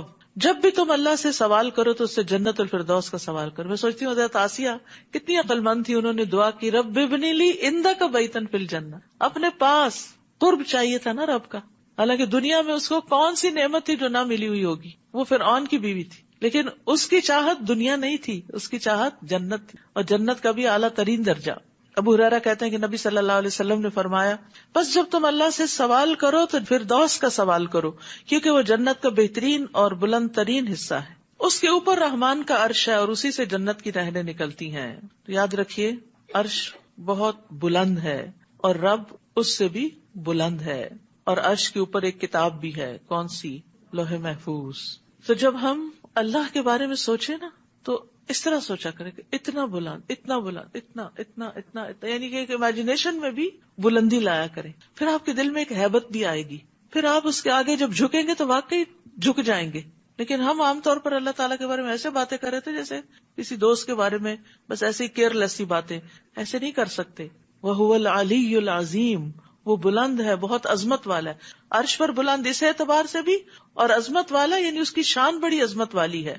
جس دن سب لوگ کھلے میدان میں ہوں گے اور ان کی کوئی بات بھی اللہ سے چھپی نہ رہے گی، اور پوچھا جائے گا آج حکومت کس کی ہے؟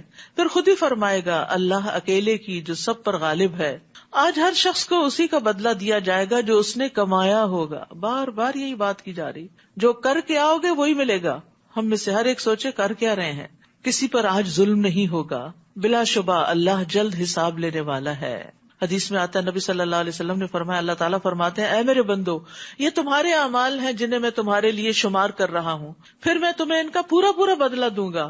تو جو آدمی بہتر پائے وہ اللہ کا شکر ادا کرے، اور جو بہتر بدلہ نہ پائے وہ اپنے آپ کو ملامت کرے، کیونکہ اللہ نے ظلم نہیں کیا.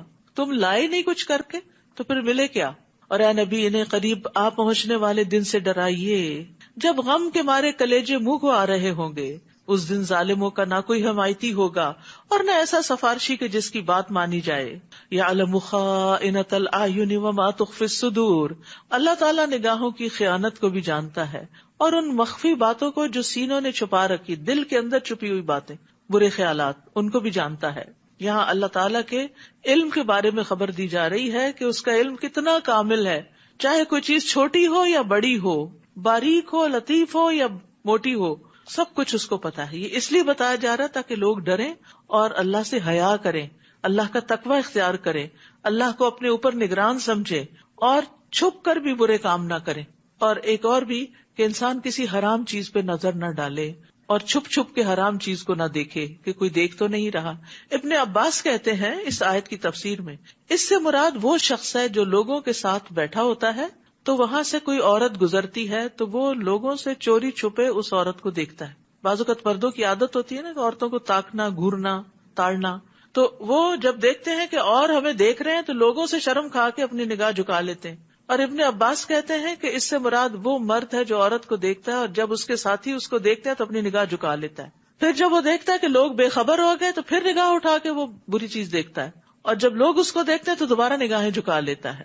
اللہ عز و جل اس کو جانتا ہے کہ یہ بندہ چاہتا ہے کہ کاش وہ اس عورت کا کچھ اور بھی دیکھ سکے، یعنی وہ جو وما تخفی الصدور ہے کہ اس کے دل کی خرابی بھی جانتا ہے. تو آپ دیکھیے کہ وہ ٹیکسٹنگ، وہ ٹیکسٹ میسجز، وہ ٹیلی فون کالز، وہ چھپی دوستیاں، چھپ کے کی ہوئی ملاقاتیں جو حرام درجے میں آتی ہیں، وہ کہاں اللہ سے چھپی ہو سکتی ہیں؟ اللہ سے کچھ بھی چھپا ہوا نہیں ہے. تو اس لیے انسان کے تقویٰ کا یہ تقاضا ہے کہ ایسی ساری چیزوں کو صرف اللہ کے ڈر سے چھوڑ دے، اور یہ اللہ کا ڈر ہی چھڑا سکتا ہے، باقی کوئی چیز نہیں. واللہ یقضی بالحق، اور اللہ ہی انصاف کے ساتھ فیصلہ کرے گا، اور اللہ کے علاوہ جنہیں یہ لوگ پکارتے ہیں وہ تو کچھ بھی فیصلہ نہیں کر سکتے. بلا شبہ اللہ ہی سب کچھ سننے اور دیکھنے والا ہے. کیا ان لوگوں نے زمین میں چل پھر کر نہیں دیکھا کہ جو لوگ ان سے پہلے گزر چکے ہیں ان کا کیا انجام ہوا؟ وہ ان سے قوت میں بھی زیادہ تھے اور اپنی یادگاریں بھی ان سے زیادہ چھوڑ گئے تھے. پھر ان کے گناہوں کی وجہ سے اللہ نے انہیں پکڑ لیا. یعنی دنیا میں بڑے بڑے کارنامے کیے تھے، تاریخ میں ان کے نام لکھے گئے، لیکن یہ ناموری، یہ شہرت، یہ کارنامے اللہ کے عذاب سے نہ بچا سکے، اور انہیں اللہ کی گرفت سے بچانے والا کوئی نہ تھا. یہ اس لیے ہوا کہ ان کے پاس ان کے رسول واضح دلائل لے کر آئے تو انہوں نے انکار کر دیا، چنانچہ اللہ نے انہیں پکڑ لیا. اللہ یقیناً بڑی قوت والا اور سخت سزا دینے والا ہے. وَلَقَدْ أَرْسَلْنَا مُوسَىٰ بِآيَاتِنَا وَسُلْطَانٍ مُّبِينٍ، نیز ہم نے موسیٰ کو اپنے معجزات اور واضح دلیل دے کر بھیجا تھا فرعون، حامان اور قارون کی طرف، مگر انہوں نے کہا یہ تو جادوگر ہے، بڑا جھوٹا، جھٹلا دیا. پھر جب وہ ہماری طرف سے دین حق ان کے پاس لایا تو کہنے لگے جو لوگ ایمان لا کر موسیٰ کے ساتھ مل گئے ہیں ان کے بیٹوں کو قتل کر ڈالو اور ان کی عورتوں کو زندہ رہنے دو. مگر کافروں کی یہ چال ناکام ہی رہی. اور فرعون کہنے لگا مجھے چھوڑ دو، میں خود موسیٰ کو قتل کیے دیتا ہوں، اور وہ اپنے رب کو پکار کے دیکھ لے. مجھے تو ڈر ہے یہ تمہارا دین بدل دے گا، یعنی تمہارا لائف سٹائل، دین سے مراد صرف عقیدہ نہیں ہے، لائف سٹائل بھی ہے، یا ملک میں فساد برپا کر دے گا۔ اور موسیٰ نے کہا میں نے اپنے اور تمہارے رب کی ہر ایسے متکبر سے جو روز حساب پر ایمان نہیں رکھتا پناہ لے لی ہے۔ انی عذت بربی وربکم من کل متکبر لا یؤمن بیوم الحساب۔ وقال رجل مؤمن من آل فرعون، اس موقع پر آل فرعون میں سے ایک مومن آدمی جو اپنا ایمان چھپائے ہوئے تھا بول اٹھا۔ اب تک تو وہ چپ تھا، دل میں ایمان تھا، لیکن اب اس نے ڈکلیئر کر دیا۔ کہنے لگا کیا تم ایسے آدمی کو قتل کرتے ہو جو کہتا ہے کہ میرا رب اللہ ہے، حالانکہ وہ تمہارے رب کی طرف سے تمہارے پاس واضح دلائل لے کر آیا، وہ ایسے ہی کوئی جھوٹی بات نہیں کر رہا، اس کے پاس دلائل ہیں۔ اگر وہ جھوٹا ہے تو اس کے جھوٹ کا وبال اسی پر ہوگا، اور اگر وہ سچا ہے تو جس عذاب کا وہ تم سے وعدہ کرتا ہے اس کا کچھ نہ کچھ حصہ تمہیں پہنچ کر رہے گا۔ اللہ یقیناً ایسے شخص کو راہ راست پر نہیں لاتا جو حد سے بڑھنے والا اور کذاب ہو۔ اب یہاں سے اس رجل مؤمن کی سپیچ شروع ہوتی ہے جو اس نے فرعون کے دربار میں علل اعلان نڈر ہو کے سب کے سامنے اب کی۔ اے میری قوم، آج تمہاری ہی حکومت ہے اور ملک میں تم ہی غالب ہو، لیکن اگر اللہ کا عذاب آ جائے تو کون ہماری مدد کرے گا؟ فرعون کہنے لگا میں تو تمہیں وہی کچھ دکھاتا ہوں جو خود دیکھ رہا ہوں، اور میں تمہیں وہی راہ دکھاتا ہوں جو بھلائی کی راہ ہے۔ فرعون بھی اپنے آپ کو بھلائی پہ سمجھتا تھا، حق پہ سمجھتا تھا۔ اس سے اندازہ لگائیں کہ انسان کو اس کا نفس کتنا دھوکہ دیتا ہے کہ وہ اپنے غلط کاموں کو بھی صحیح سمجھے۔ اسی بنا پر پھر قیامت کے دن جب اپوزٹ ریزلٹ سامنے آئیں گے تو انسان حق کا بکا رہ جائے گا۔ اور جو شخص ایمان لایا تھا وہ کہنے لگا اے میری قوم، مجھے ڈر ہے کہ تم پر بھی ویسا ہی دن نہ آ جائے جیسا رسولوں کے مخالف جماعتوں پر آیا تھا، یعنی پچھلے رسولوں کی، جیسے قوم نوح، عاد، سمود اور ان کے بعد آنے والوں کی بری حالت ہوئی تھی۔ اور اللہ تو یہ نہیں چاہتا کہ اپنے بندوں پر ظلم کرے۔ اے میری قوم، میں تم پر آہو فغاں ایک دوسرے کو پکارنے کے دن کے آنے سے ڈرتا ہوں، جس دن تم پیٹ پھیر کر بھاگے پھرو گے مگر تمہیں اللہ سے کوئی بچانے والا نہ ہوگا، اور جسے اللہ گمراہ کرے اسے کوئی راہ پر لانے والا نہیں۔ اور اس سے پہلے یوسف تمہارے پاس واضح دلائل لے کر آئے تھے، مگر جو کچھ وہ لائے اس کے متعلق تم شک ہی میں پڑے رہے، یہاں تک کہ وہ فوت ہو گئے تو تم کہنے لگے کہ اس کے بعد اللہ ہرگز کوئی رسول نہ بھیجے گا۔ اسی طرح اللہ ایسے لوگوں کو گمراہ کر دیتا ہے جو حد سے بڑھنے والے اور شک کرنے والے ہوں۔ مرتاب الذین یجادلون فی آیات اللہ، جو اللہ کی آیات میں جھگڑا کرتے ہیں، بغیر سلطان اتاہم، بغیر اس کے کہ ان کے پاس کوئی دلیل آئی ہو۔ یہ چیز اللہ اور مومنوں کے نزدیک بڑی بیزاری کی بات ہے۔ اسی طرح اللہ ہر تکبر کرنے والے سرکش کے دل پہ مہر لگا دیتا ہے۔ اور فرعون کہنے لگا اے حامان، میرے لیے ایک بلند عمارت بناؤ تاکہ میں ان راستوں تک پہنچ سکوں جو آسمانوں کے راستے ہیں، پھر موسیٰ کے الہ کی طرف جھانک سکوں، اور میں اسے جھوٹا ہی خیال کرتا ہوں۔ اس زمانے میں راکٹس تو تھے نہیں، تو اس لیے بلند عمارت بنانے کا کہا، لیکن ایک عمارت زیادہ بھی کتنی اونچی ہو سکتی، وہ آسمانوں تک تو انسان کو نہیں لے جا سکتی، لیکن پھر بھی اس کو کتنا مان تھا اپنی تعمیرات پر، اور کتنا فخر تھا اپنے ان سب چیزوں پر، اور کتنی ڈٹائی تھی حق کے انکار پر۔ اس طرح فرعون کی بدعملی اس کے لیے خوشنما بنا دی گئی اور وہ راہ راست سے روک دیا گیا، اور فرعون کی چال بازی میں اس کی اپنی ہی تباہی تھی۔ اور جو شخص ایمان لایا تھا وہ کہنے لگا اے میری قوم، میری پیروی کرو تو میں تمہیں بھلائی کی راہ بتاؤں گا۔ اب اس نے فرعون کے مقابلے پر لوگوں کو حق بات کی تلقین کی۔ اے میری قوم، انما هذه الحیات الدنیا متاع، یہ دنیا کی زندگی تو بس چند روزہ ہے، اور ہمیشہ کے قیام کا گھر آخرت ہی ہے۔ یہ دنیا کی زندگی تو چند دن کی ہے بس، اور اصل ٹھکانہ، اصل گھر تو وہاں ہے، آگے ہے۔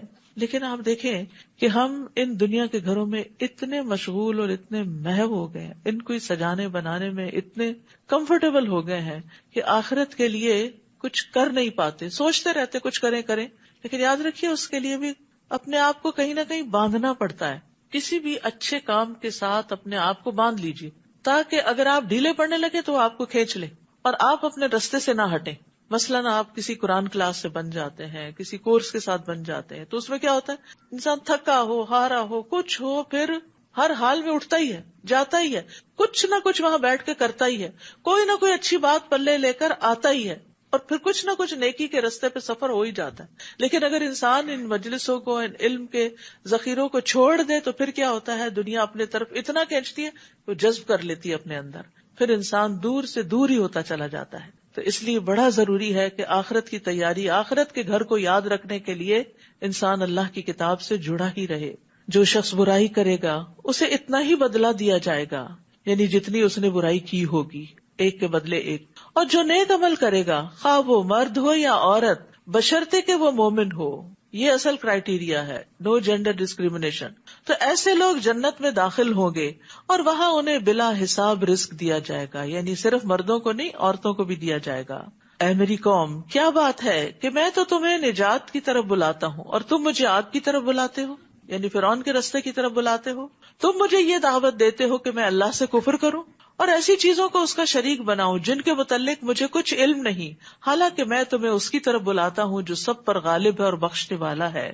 اس بات میں کوئی شک نہیں کہ جس کی طرف تم مجھے دعوت دیتے ہو اسے پکارنے کا نہ دنیا میں کوئی فائدہ ہے اور نہ آخرت میں، اور یہ کہ ہماری واپسی اللہ کی طرف ہے اور بلا شبہ حد سے بڑھنے والے ہی آگ کے ساتھی ہیں. کتنی زبردست نصیحت ہے. جو کچھ میں تم سے کہہ رہا ہوں ان قریب تم اسے یاد کرو گے، میری نصیحتیں تمہیں یاد آئیں گی اور میں اپنا معاملہ اللہ کے سپرد کرتا ہوں. بلا شبہ اللہ اپنے بندوں کو دیکھ رہا ہے. تو ہمیں بھی ہمیشہ اپنے معاملات اللہ کے سپرد کر دینے چاہیے. اور رات کو جب آپ سوتے ہیں تو شعوری طور پر یہ دعا مانگا کریں، اللہم لک اسلمت وبک آمنت وعلیک توکلت والیک انبت وبک خاصمت. آخر تک دعا ہے. پھر اسی طرح وہ دعا بھی جس میں آتا ہے کہ وفوضت امری الیک والجأت ظہری الیک، ٹوٹل ریلائنس تجھ پر ہے. ظاہر کہتے ہیں نا بیک کو میں نے تیری طرف لگا دیا، یعنی میں نے پوری ٹیک ادھر ہی لگا دی، پورا کا پورا بھروسہ تجھ پر ہی ہے اور اسی میں کمفرٹیبل ہوں. یعنی جب انسان کسی چیز کے ساتھ ٹیک لگا دیتا ہے نا تو پھر کیا ہوتا ہے، ریلیکس ہو جاتا ہے. تو اسی طرح انسان جب اپنے معاملات اللہ کے سپرد کر دیتا ہے تو ریلیکس ہو جاتا ہے. اب وہ کرے گا، میں نے جو کرنا تھا کر لیا، باقی اس کے ذمہ. فوقاہ اللہ سیئات ما مکروا، ان لوگوں نے جو چالیں اس مرد مومن کے خلاف چلی تھیں اللہ نے ان سے اسے بچا لیا. اتنی بڑی بات ہے، اتنے بڑے جابر بادشاہ کے دربار میں اتنی بڑی تبلیغ کرنا اور بچ جانا. اور آل فرعون خود ہی برے عذاب میں گھر گئے. برے عذاب میں، برا عذاب کون سا تھا؟ سمندر میں ڈوب کے مرے تھے. ڈوب کے مرنا جو ہے یہ بڑا تکلیف دہ مرنا ہے، کیونکہ ڈوبنے والے کی سانس جب بند ہو جاتی ہے تو دوبارہ سانس نہیں آتی، سانس آئے تو ساتھ پانی اندر چلا جاتا ہے. کبھی وہ پھر پانی پہ تیرتا ہے، کبھی ہوتا کھاتا ہے، کبھی موجوں کو دیکھتا ہے تو خوف زدہ ہوتا ہے اور پھر اس کو اپنی ہلاکت کا پکا یقین ہوتا ہے کہ میں بچ نہیں سکتا. پھر زندہ ہو یا مردہ مچھلیاں کھا لیتی ہیں، سمندر کے جانور اس کو کھا لیتے ہیں. تو یعنی یہ بہت ہی اذیت والی موت ہے. تو دعا بھی کرنی چاہیے کہ اللہ تعالیٰ ہمیں ایسی موت سے بچائے.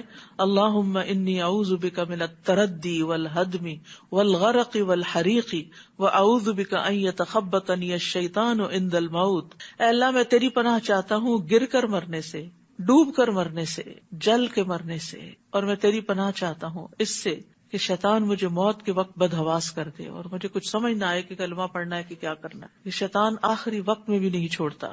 تو وہ مرد مومن بچا لیا گیا اور آل فرعون کو ڈبو دیا گیا، غرق کر دیا گیا. النار یعرضون علیہا غدوا وعشیا ویوم تقوم الساعة ادخلوا آل فرعون اشد العذاب. وہ صبح و شام آگ پر پیش کیے جاتے ہیں. یہ کون سی جگہ ہے جہاں آگ ہوتی ہے؟ یہ برزخ ہے.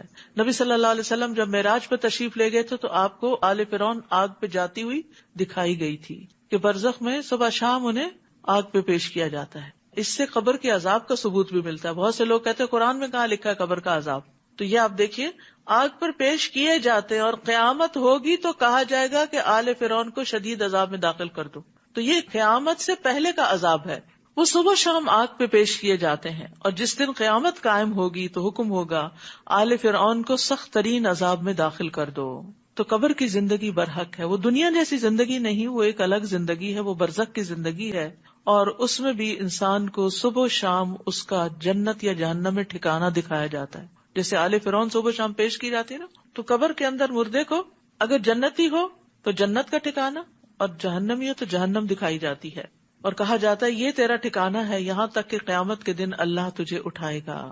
تو قبر کے عذاب سے بھی ڈرنا چاہیے کیونکہ وہ پہلا مرحلہ ہے.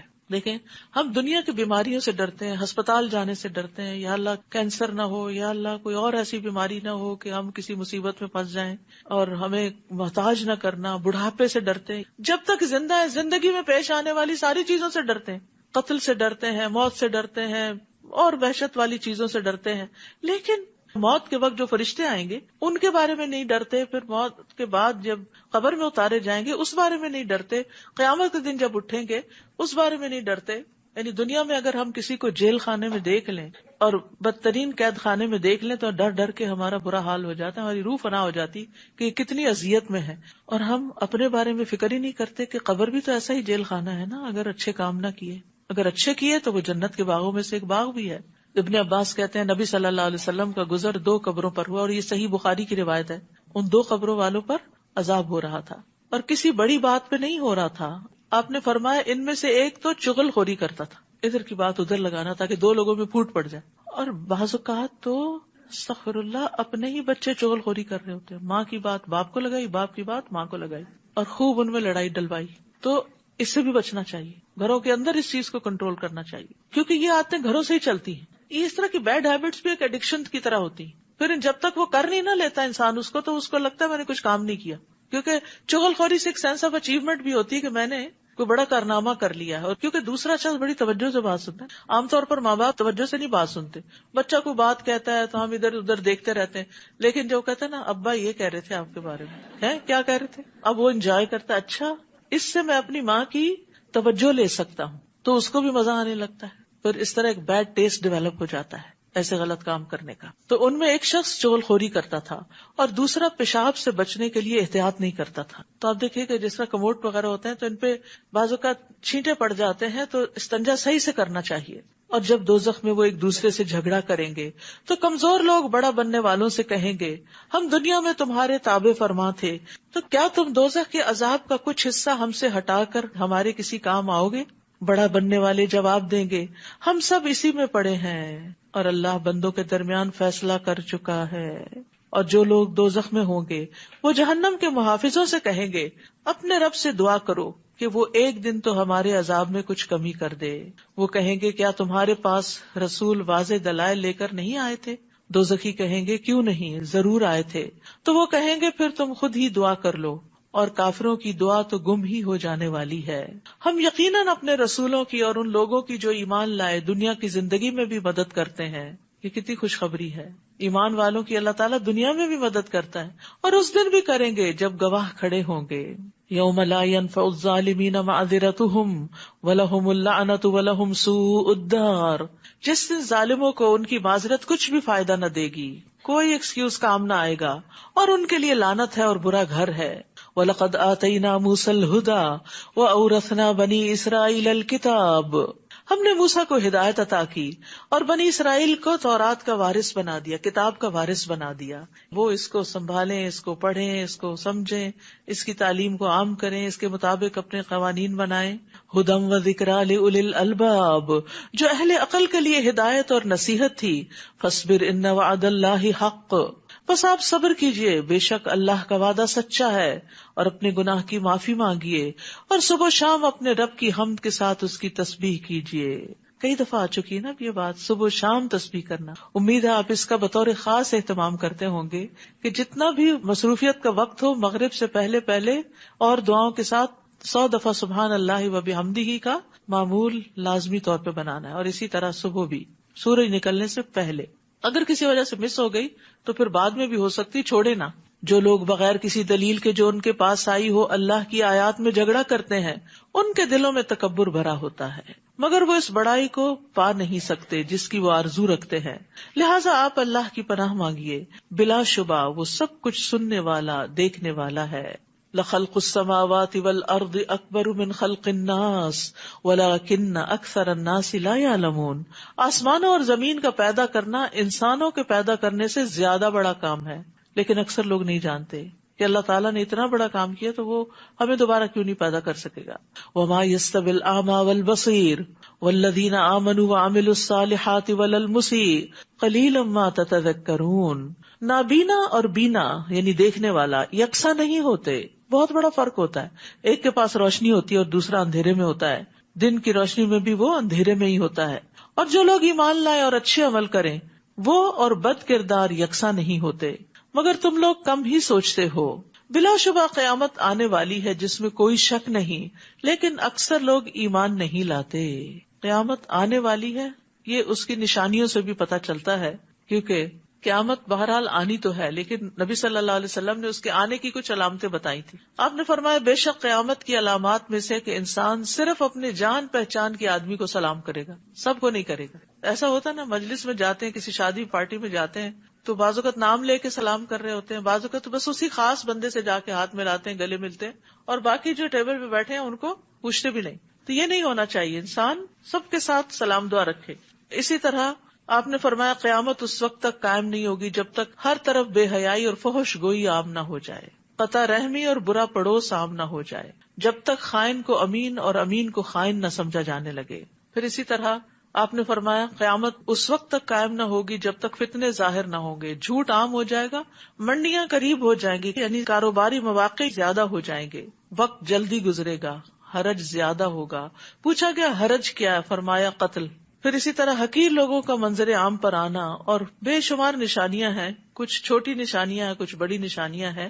اس پر کتابیں بھی موجود ہیں اور ان کو پڑھ کے انسان کو اپنے اندر سے بری باتیں نکال دینی چاہیے اور اچھی ڈال لینی چاہیے. وقال ربکم ادعونی استجب لکم ان الذین یستکبرون عن عبادتی سیدخلون جہنم داخرین. آپ کے رب نے فرمایا ہے مجھے پکارو میں تمہاری دعا قبول کروں گا.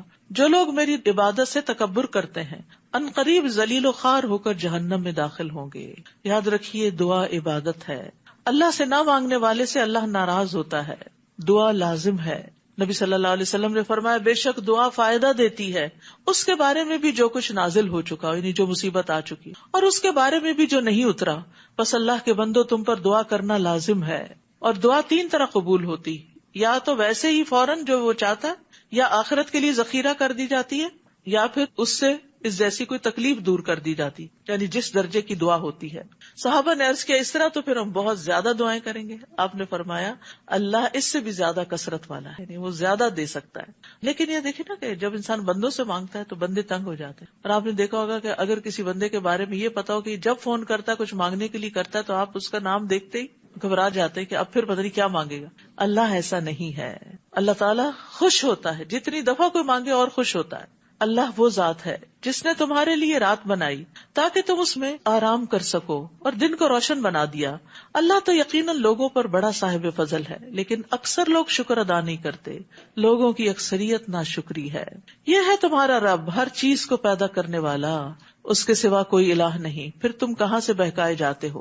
اسی طرح وہ لوگ بہکائے جاتے رہے ہیں جو اللہ کی آیات کا انکار کرتے تھے.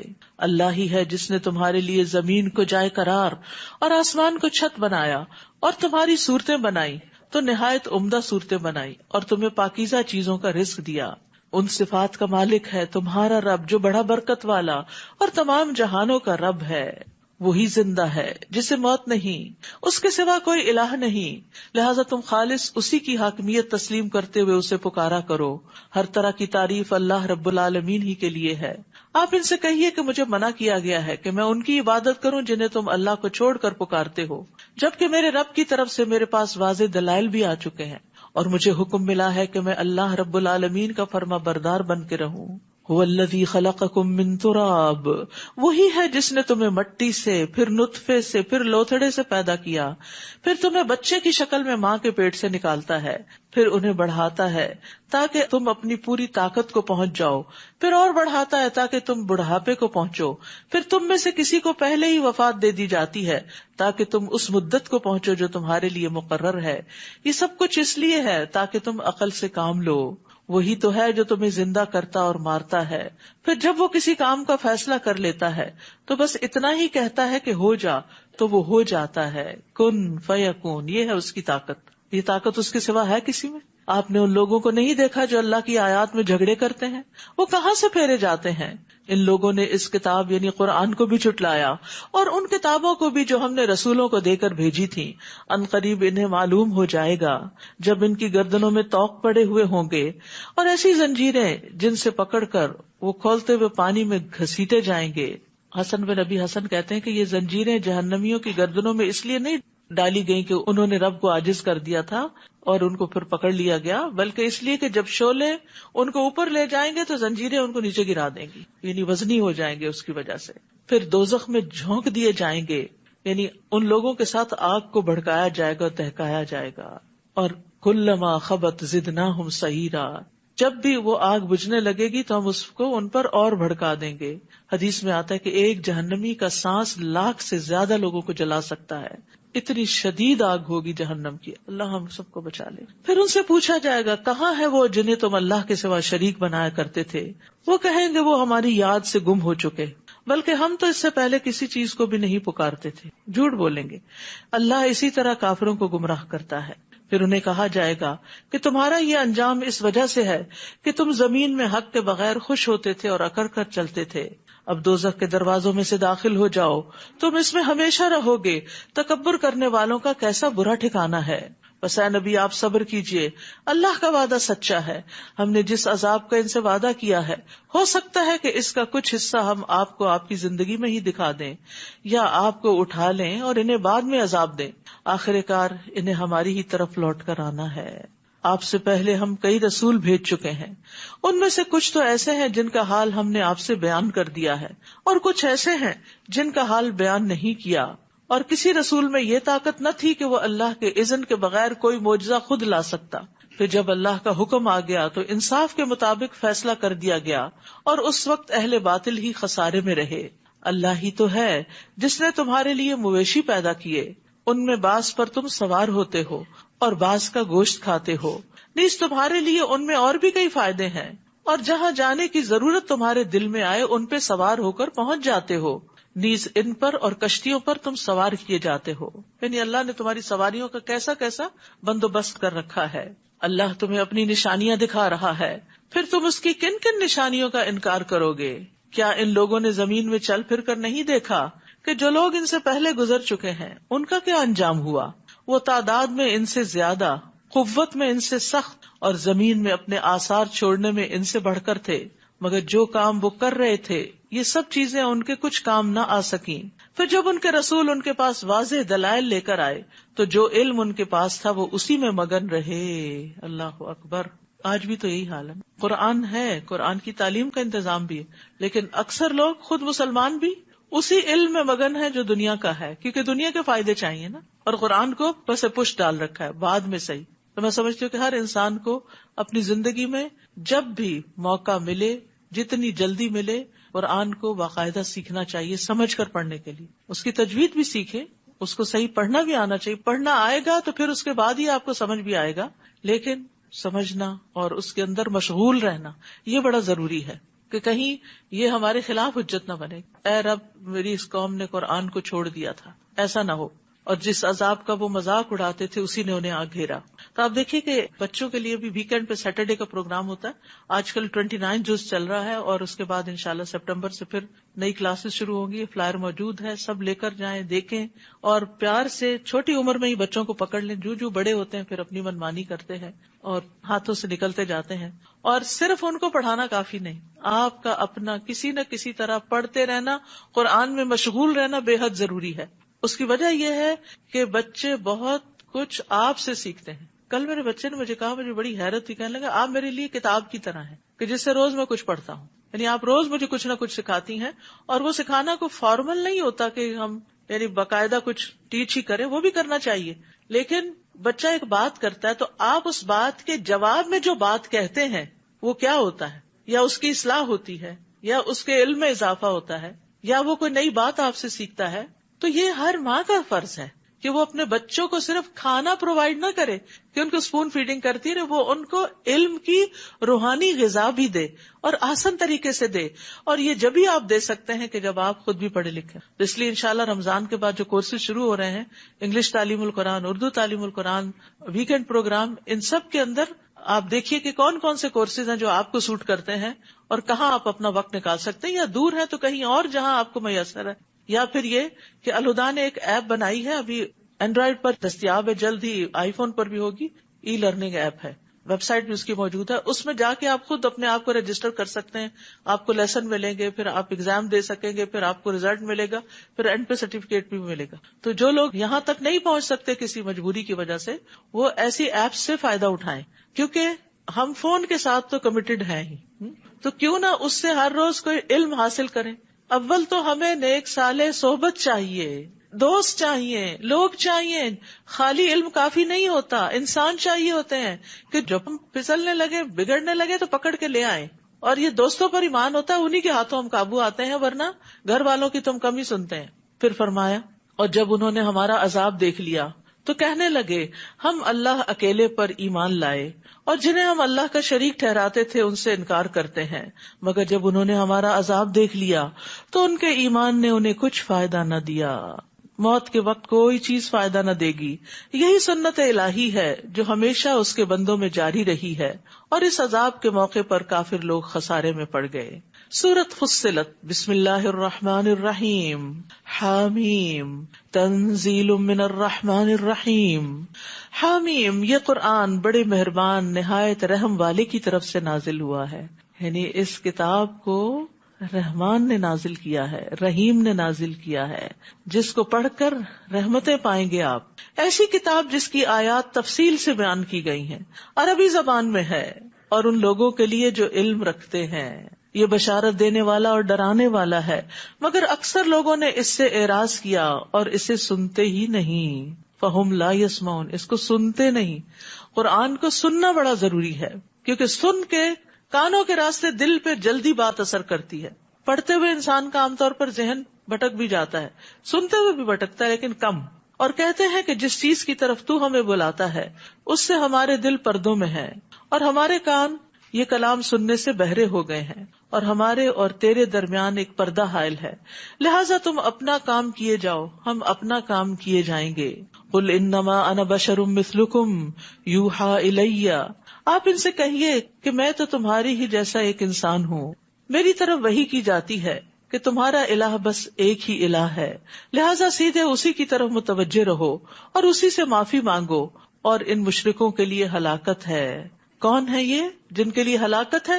الذین لا یؤتون الزکاۃ, وہ جو زکوٰۃ ادا نہیں کرتے, اور وہ آخرت کے بھی منکر ہیں, آخرت کو بھی نہیں مانتے.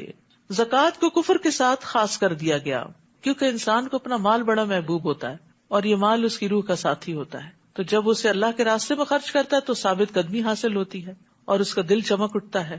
اور جب خرچ نہیں کرتا تو اس کے دل پہ اندھیرا چھاتا ہے, اور یہ کفر سے قریب ہوتا ہے. بلا شبہ وہ لوگ جو ایمان لائے اور نیک عمل کیے, ان کے لیے ایسا اجر ہے جو کبھی ختم نہ ہوگا. کتنی بڑی خوشخبری ہے. دنیا میں جتنی بھی اچھی چیز آپ لے آئے وہ ختم ہو جاتی. آپ ان سے کہیے, کیا تم اس ذات کا انکار کرتے ہو جس نے زمین کو 2 دنوں میں پیدا کیا اور دوسروں کو اس کا ہمسر ٹھہراتے ہو؟ یہ اس صفت کا مالک ہے, یعنی اللہ سبحانہ تعالیٰ ہی اصل میں خالق ہے, سب جہانوں کا رب. نیز اس نے زمین کے اوپر مضبوط پہاڑ بنا دیے اور اس میں برکت رکھی. سبحان اللہ, زمین میں اللہ نے کیسی برکت رکھی ہے کہ ہر سال زمین کے اندر سے ڈھیروں غلہ اور اناج اور چاول اور کیا کیا نکلتا رہتا ہے. آپ ایک بیج ڈالتے ہیں وہ 700 بیج بن جاتا ہے. یہ کس فیکٹری سے بن کے نکلتا ہے؟ دنیا کی فیکٹریز میں تو آپ جو ڈالیں گے صرف اتنا ہی نکلے گا, اور بعض اوقات اس سے بھی کم ہو جاتا ہے. تو یہ زمین میں اللہ نے برکتیں رکھی ہیں, اور اس کے علاوہ بھی جو انسانوں کی ضروریات ہیں, گیس, تیل وغیرہ, وہ سب چیزیں بھی وقت کے ساتھ ساتھ ڈسکور ہوتی چلی جا رہی ہیں, اور انسان ان سے فائدہ اٹھا رہا ہے. اور ٹھیک اندازے سے 4 دنوں میں اس میں غذائیں رکھی. یہ سب حاجت مندوں کے لیے یکساں ہے. اللہ تو کن کہہ کے سب کچھ پیدا کر سکتا ہے. تو یہ 2 دن میں یہ کیا, 4 دن میں یہ کیا, یہ ہمیں بتایا جا رہا ہے. اس میں سیکھنے کی بات ہے, وہ یہ کہ ہمیں ہر کام کو ٹائم دینا چاہیے, ٹھہر ٹھہر کے تحمل سے کام کرنا چاہیے, سٹیپ بائی سٹیپ کرنا چاہیے.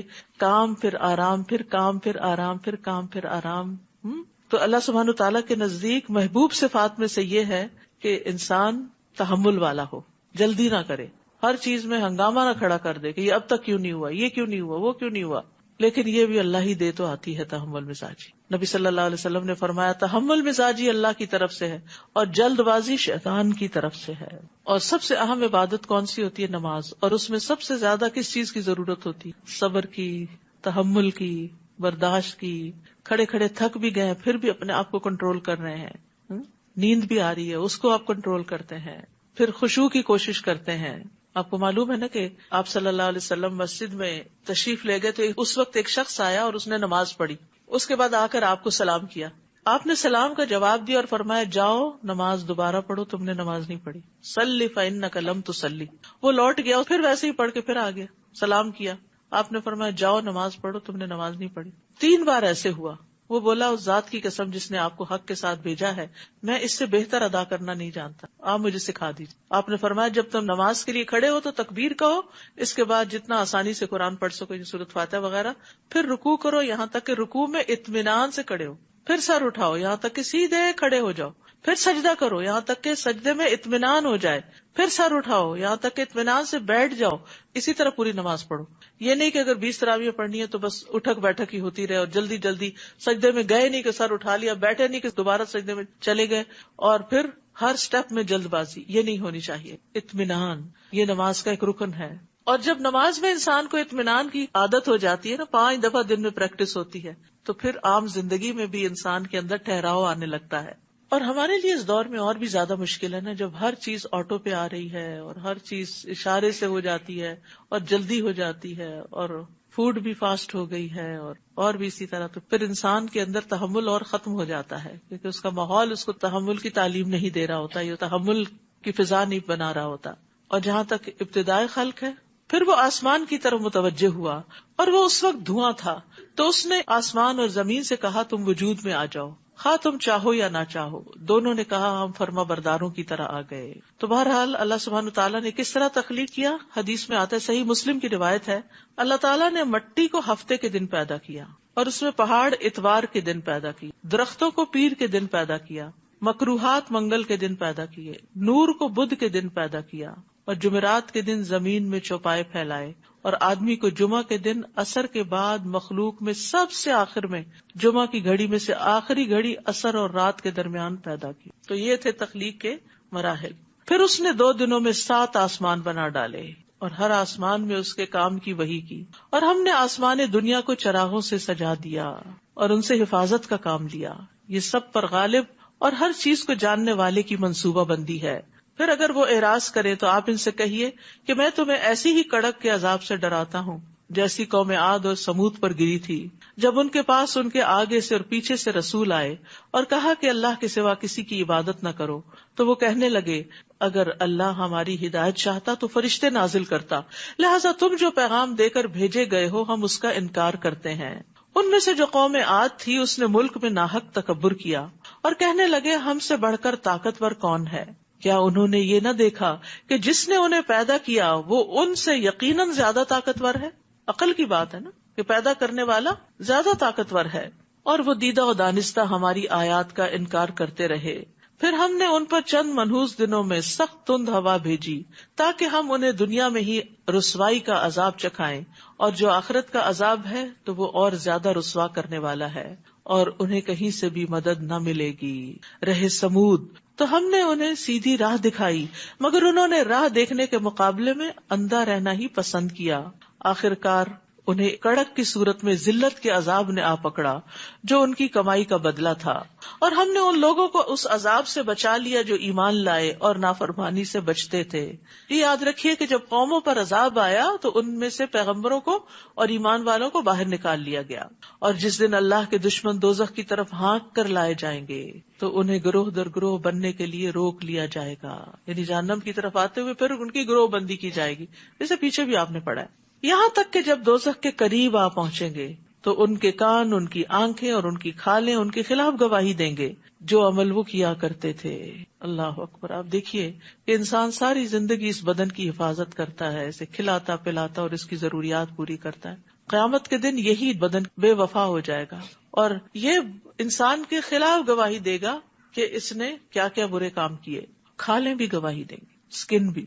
وَقَالُوا لِجُلُودِهِمْ، اور وہ اپنی کھالوں سے کہیں گے لِمَ شَهِدتُمْ عَلَيْنَا، تم نے ہمارے خلاف کیوں گواہی دی، تم کیوں ہمارے خلاف ہو گئی ہو. وہ کہیں گی ہمیں اسی اللہ نے قوت گویائی دی ہے جس نے ہر چیز کو گویائی دی ہے، اسی نے تمہیں پہلی بار پیدا کیا اور اسی کی طرف تم لوٹائے جاؤ گے. وما کنتم تستترون ان یشہد علیکم سمعکم ولا ابصارکم ولا جلودکم، اور گناہ کرتے وقت تم اس بات سے نہیں چھپتے تھے کہ کہیں تمہارے کان، تمہاری آنکھیں اور تمہاری جلدیں ہی تمہارے خلاف گواہی نہ دے دیں، بلکہ تم تو یہ خیال کرتے تھے کہ جو کچھ تم کرتے ہو ان میں سے اکثر باتوں کو اللہ جانتا ہی نہیں. یعنی عام طور پر انسان کے دماغ پہ پردہ پڑا ہوا ہوتا ہے، بھول جاتا ہے کہ مجھے اللہ دیکھ رہا ہے، اسی لیے تو وہ گناہ کر لیتا ہے. اگر اس کو یہ یقین ہو کہ وہ دیکھ رہا ہے تو پھر انسان برائی کی طرف بھی نہ جائے. وَذَلِكُمْ ظَنُّكُمُ الَّذِي ظَنَنْتُمْ بِرَبِّكُمْ أَرْدَاكُمْ فَأَصْبَحْتُمْ مِنَ الْخَاسِرِينَ، تمہارا یہی گمان جو تم نے اپنے رب کے متعلق کر رکھا تھا تمہیں لے ڈوبا اور تم خسارہ پانے والوں میں ہو گئے. تو یاد رکھیے اچھے گمان کے ساتھ اچھا عمل بھی ضروری ہے، کیونکہ خیال جو ہوتا ہے انسان کو ڈرائیو کرتا ہے. حسن بصری کہتے ہیں کچھ لوگوں کو ان کی آرزوؤں نے غفلت میں ڈالے رکھا، یہاں تک کہ وہ دنیا سے اس حال میں نکلے کہ ان کے لیے ایک بھی نیکی نہیں تھی. وہ ظن جو ہے، جب ظن ہی نہیں ہوتا، خیال ہی نہیں ہوتا نیکی کا، تو پھر نیکی کہاں سے کرنی. لیکن یہ بھی یاد رکھیے کہ صرف خیال یا گمان یا آرزو یا تمنا کی بنا پر بھی جنت نہیں ملے گی. کہ انسان کے مجھے جنت کی بڑی خواہش ہے، بڑا شوق ہے جانے کا، اور اس کے لیے کرے کچھ بھی نہ.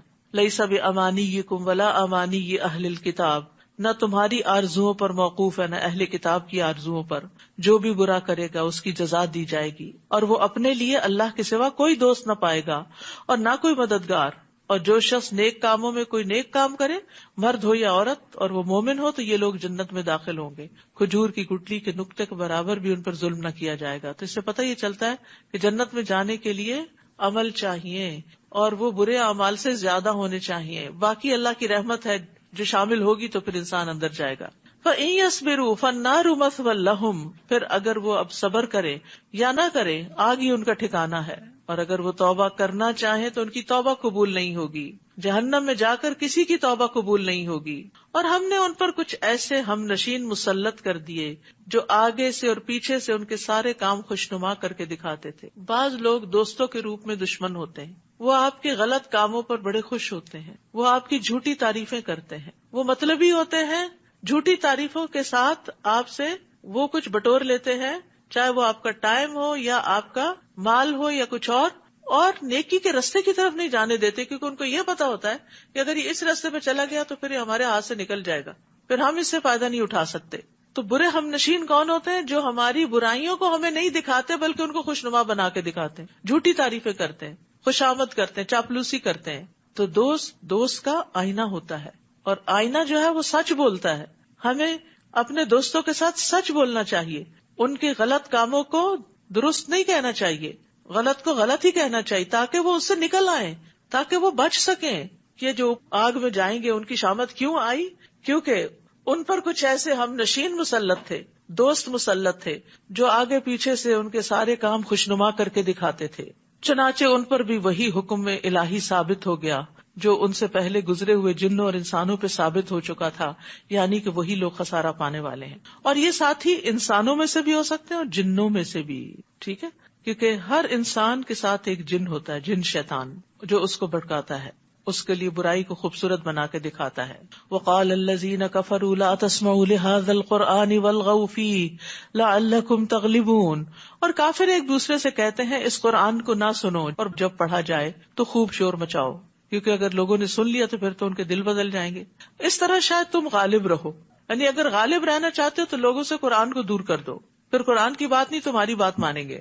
اور یہاں کفار کا یہ طریقہ تھا کہ وہ قرآن سنتے وقت شور مچاتے تھے. مسلمانوں کو یہ نہیں کرنا چاہیے کہ جہاں قرآن پڑھایا جا رہا ہو وہاں اپنی باتیں شروع کر دیں اور شور ہنگامہ کریں. تو یہ جو کفار کے بارے میں بات کی گئی، اس کے بارے میں ابن عباس کہتے ہیں کہ وہ کہتے تھے کہ اس میں شور شرابہ کرو، اور بعض کو نصیحت کرتے کہ جب تم محمد کو قرآن پڑھتے ہوئے دیکھو تو ترانوں، شعروں اور لغو باتوں کے ساتھ اس کا مقابلہ کرو. تم اپنی مجلس سجا کے بیٹھ جاؤ، تالیاں پیٹو، سیٹیاں بجاؤ اور شور شرابہ کرو تاکہ لوگ اس تماشے کی طرف آ جائیں اور قرآن سننے نہ جائیں. ضحاک کہتے ہیں وہ کہتے تھے کہ تم اتنی باتیں کرو تاکہ جو وہ پڑھ رہے ہیں ان پہ خلط ملط ہو جائے، ان کو سمجھ کچھ نہ آئے. لیکن قرآن ہمیں کیا ادب سکھاتا ہے قرآن سننے کا. وَإِذَا قُرِئَ الْقُرْآنُ فَاسْتَمِعُوا لَهُ وَأَنصِتُوا لَعَلَّكُمْ تُرْحَمُونَ، اور جب قرآن پڑھا جائے تو اسے کان لگا کر سنو اور چپ رہو تاکہ تم پر رحم کیا جائے. تو قرآن سنتے وقت غفلت اور گفتگو کی ممانعت ہے. ابن عثیمین کہتے ہیں کہ جب کسی انسان کے پاس قرآن پڑھا جا رہا ہو تو اس کے لیے جائز نہیں کہ وہ غافل اور بے خبر ہو یا کسی اور سے باتیں کر رہا ہو. اسے چاہیے توجہ سے سنے، چپ ہو کے سنے.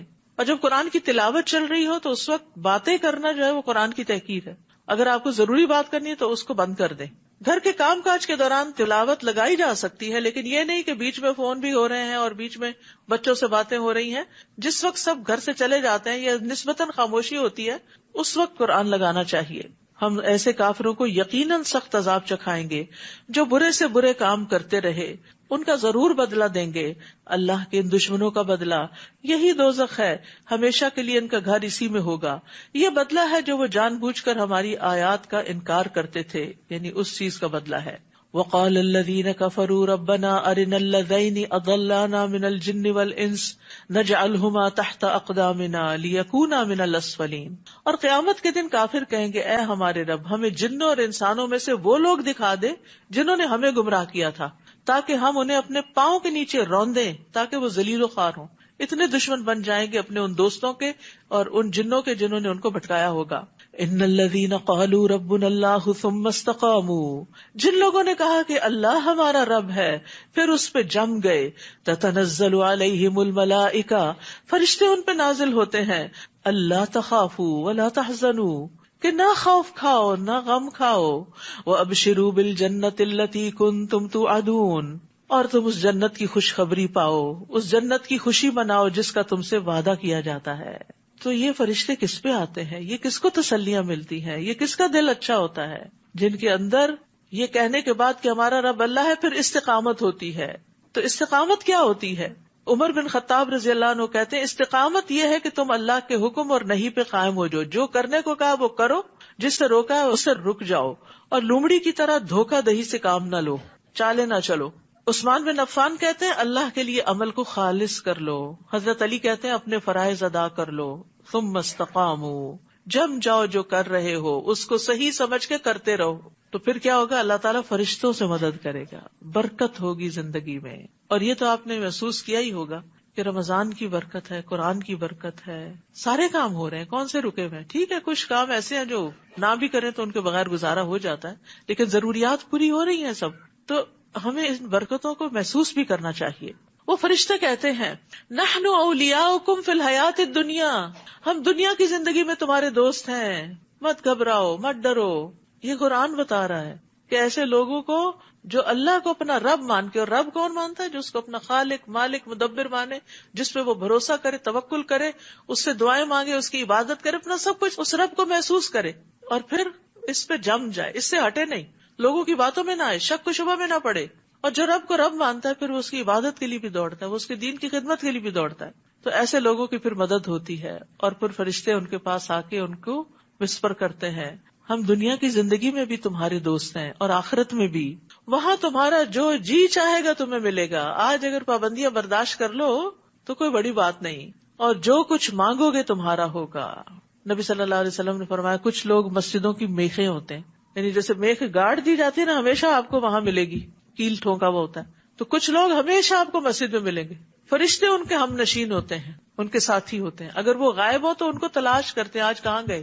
اگر بیمار ہو جائیں تو عیادت کرتے ہیں، کسی کام میں مصروف ہو تو ان کی مدد کرتے ہیں. نزلا من غفور الرحیم، یہ بخشنے والے مہربان کی طرف سے مہربانی ہوگی، یعنی جنت کی صورت میں، دنیا میں بھی مدد اور آخرت میں بھی جنت. ومن احسن قولا ممن دعا الی اللہ وعمل صالحا، اور اس شخص سے اچھی بات اور کس کی ہو سکتی ہے جس نے اللہ کی طرف بلایا اور نیک عمل کیے. یعنی کسی کی بھی نہیں، سب سے اچھی بات اس کی بات ہے جو اللہ کی طرف لوگوں کو بلائے، اللہ سے جوڑے اور خود بھی اچھے کام کرتا ہو، جو دوسروں کو بتائے وہ خود کرنے والا ہو. وقال اننی من المسلمین، اور وہ کہے کہ میں اللہ کا فرما بردار ہوں. تو یہاں تعریف کی جا رہی ہے کن کی؟ جو مخلوق کو خالق سے جوڑتے ہیں. اور کامیابی پانے والے لوگ وہ ہیں جو لوگوں کو اللہ کی طرف بلاتے ہیں، دین کی تبلیغ کرتے ہیں، قرآن کی تعلیم دیتے ہیں. وَلَا تَسْتَوِي الْحَسَنَةُ وَلَا السَّيِّئَةُ، اور نیکی اور بدی کبھی برابر نہیں ہو سکتے.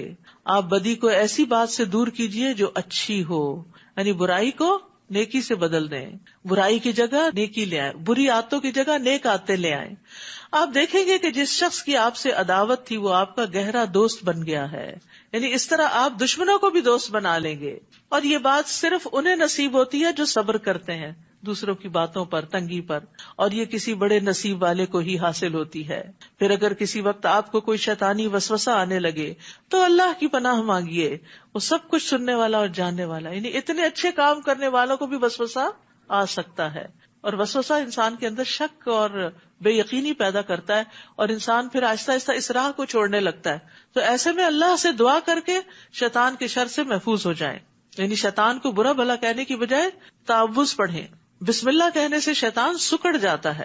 تعوذ شیطان کے حملوں کا توڑ ہوتا ہے. وَمِنْ آيَاتِهِ اللَّيْلُ وَالنَّهَارُ وَالشَّمْسُ وَالْقَمَرُ، یہ رات اور دن، سورج اور چاند سب اللہ کی نشانیوں میں سے ہیں. نہ تو تم سورج کو سجدہ کرو نہ چاند کو کرو، بلکہ اللہ کو سجدہ کرو جس نے انہیں پیدا کیا ہے، اگر تم فی الواقع اسی کی عبادت کرتے ہو. پھر اگر یہ لوگ اکڑ بیٹھیں تو آپ کے رب کے پاس جو لوگ ہیں وہ دن رات اس کی تسبیح میں لگے رہتے ہیں اور کبھی نہیں اکتاتے. اور اللہ کی نشانیوں میں سے ایک یہ ہے کہ تم دیکھتے ہو کہ زمین دبی ہوئی بے آباد پڑی ہوئی تھی، پھر ہم اس پر پانی برساتے ہیں تو وہ حرکت میں آتی ہے اور پھول جاتی ہے. جس اللہ نے اس زمین کو زندہ کیا وہ یقیناً مردوں کو بھی زندہ کر سکتا ہے، کیونکہ وہ ہر چیز پر قادر ہے. بلا شبہ جو لوگ ہماری آیات سے غلط مفہوم لیتے ہیں وہ ہم سے چھپے ہوئے نہیں. بھلا وہ شخص جو دوزخ میں ڈالا جائے گا وہ بہتر ہے یا وہ جو قیامت کے دن امن و امان سے آئے گا؟ تم جو چاہتے ہو کرو، جو کچھ تم کرتے ہو اللہ اسے خوب دیکھ رہا ہے. یہ وہ لوگ ہیں جب ان کے پاس ذکر قرآن آیا تو انہوں نے اس کا انکار کر دیا، حالانکہ یہ ایک زبردست کتاب ہے. لا یأتیہ الباطل من بین یدیہ ولا من خلفہ، جس میں باطل نہ آگے سے راہ پا سکتا ہے نہ پیچھے سے. یہ حکمت والے اور قابل تعریف اللہ کی طرف سے نازل ہوا ہے. آپ سے بھی وہی کچھ کہا جا رہا ہے جو آپ سے پہلے رسولوں کو کہا جا چکا ہے. بلا شبہ آپ کا رب معاف کر دینے والا بھی ہے اور دردناک عذاب دینے والا بھی. اور اگر ہم اس قرآن کی زبان غیر عربی بنا دیتے تو کافر کہتے کہ اس کی آیات واضح کیوں نہیں کی گئیں. یہ کیا کہ کتاب تو اجمی زبان میں ہو اور مخاطب عربی ہوں. آپ ان سے کہیے جو لوگ ایمان لائے ہیں ان کے لیے تو یہ کتاب ہدایت اور شفا ہے، اور جو ایمان نہیں لاتے ان کے کانوں کا بوجھ ہے اور وہ قرآن ان پر دھندلا ہی رہتا ہے. ان لوگوں کا حال تو ایسے ہی ہے جیسے کسی دور کی جگہ سے انہیں پکارا جا رہا ہو. تو یہاں یہ پتہ چل رہا ہے کہ قرآن صرف اہل ایمان کے لیے شفا بنتا ہے، ظالموں کو خسارے میں اضافہ دیتا ہے. وَلَقَدْ آتَيْنَا مُوسَى الْكِتَابَ فَاخْتُلِفَ فِيهِ، ہم نے موسیٰ کو کتاب دی تھی تو اس میں بھی اختلاف کیا گیا. اور اگر آپ کے رب کی طرف سے ایک بات پہلے سے طے شدہ نہ ہوتی تو ان کے درمیان فیصلہ چکا دیا جاتا. اور یہ لوگ بھی اس قرآن کی نسبت ایسے ہی شک میں پڑے ہیں جو انہیں بے چین کیے دیتا ہے. جس شخص نے کوئی نیک عمل کیا، من عمل صالحا فلنفسہ، تو اس کا فائدہ اسی کو ہوگا. ومن اساء فعلیہا، اور جو برائی وہ کرے گا اس کا وبال بھی اسی پہ پڑے گا.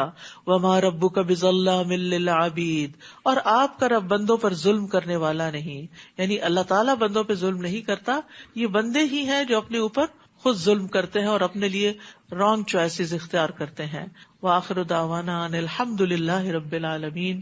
سونے جاگنے کے آداب کا آپ کو امید ہے بہت فائدہ ہوا ہوگا. اب انشاءاللہ اس کے بعد ایک چھوٹی سی کتاب ہے فضائل قرآن مجید. یہ کتاب ہر گھر میں ہونی چاہیے تاکہ وقتاً فوقتاً آپ اس کو پڑھتے رہیں اور موٹیویٹ ہوتے رہیں قرآن پڑھنے کے لیے. اور جو بچے قرآن پڑھ رہے ہیں ان کو پڑھ کے بھی سنائیں. تو انشاءاللہ اس کے بعد یہ شروع کی جائے گی، تو اس سے پہلے آپ لوگ یہ کتاب خرید لیں تاکہ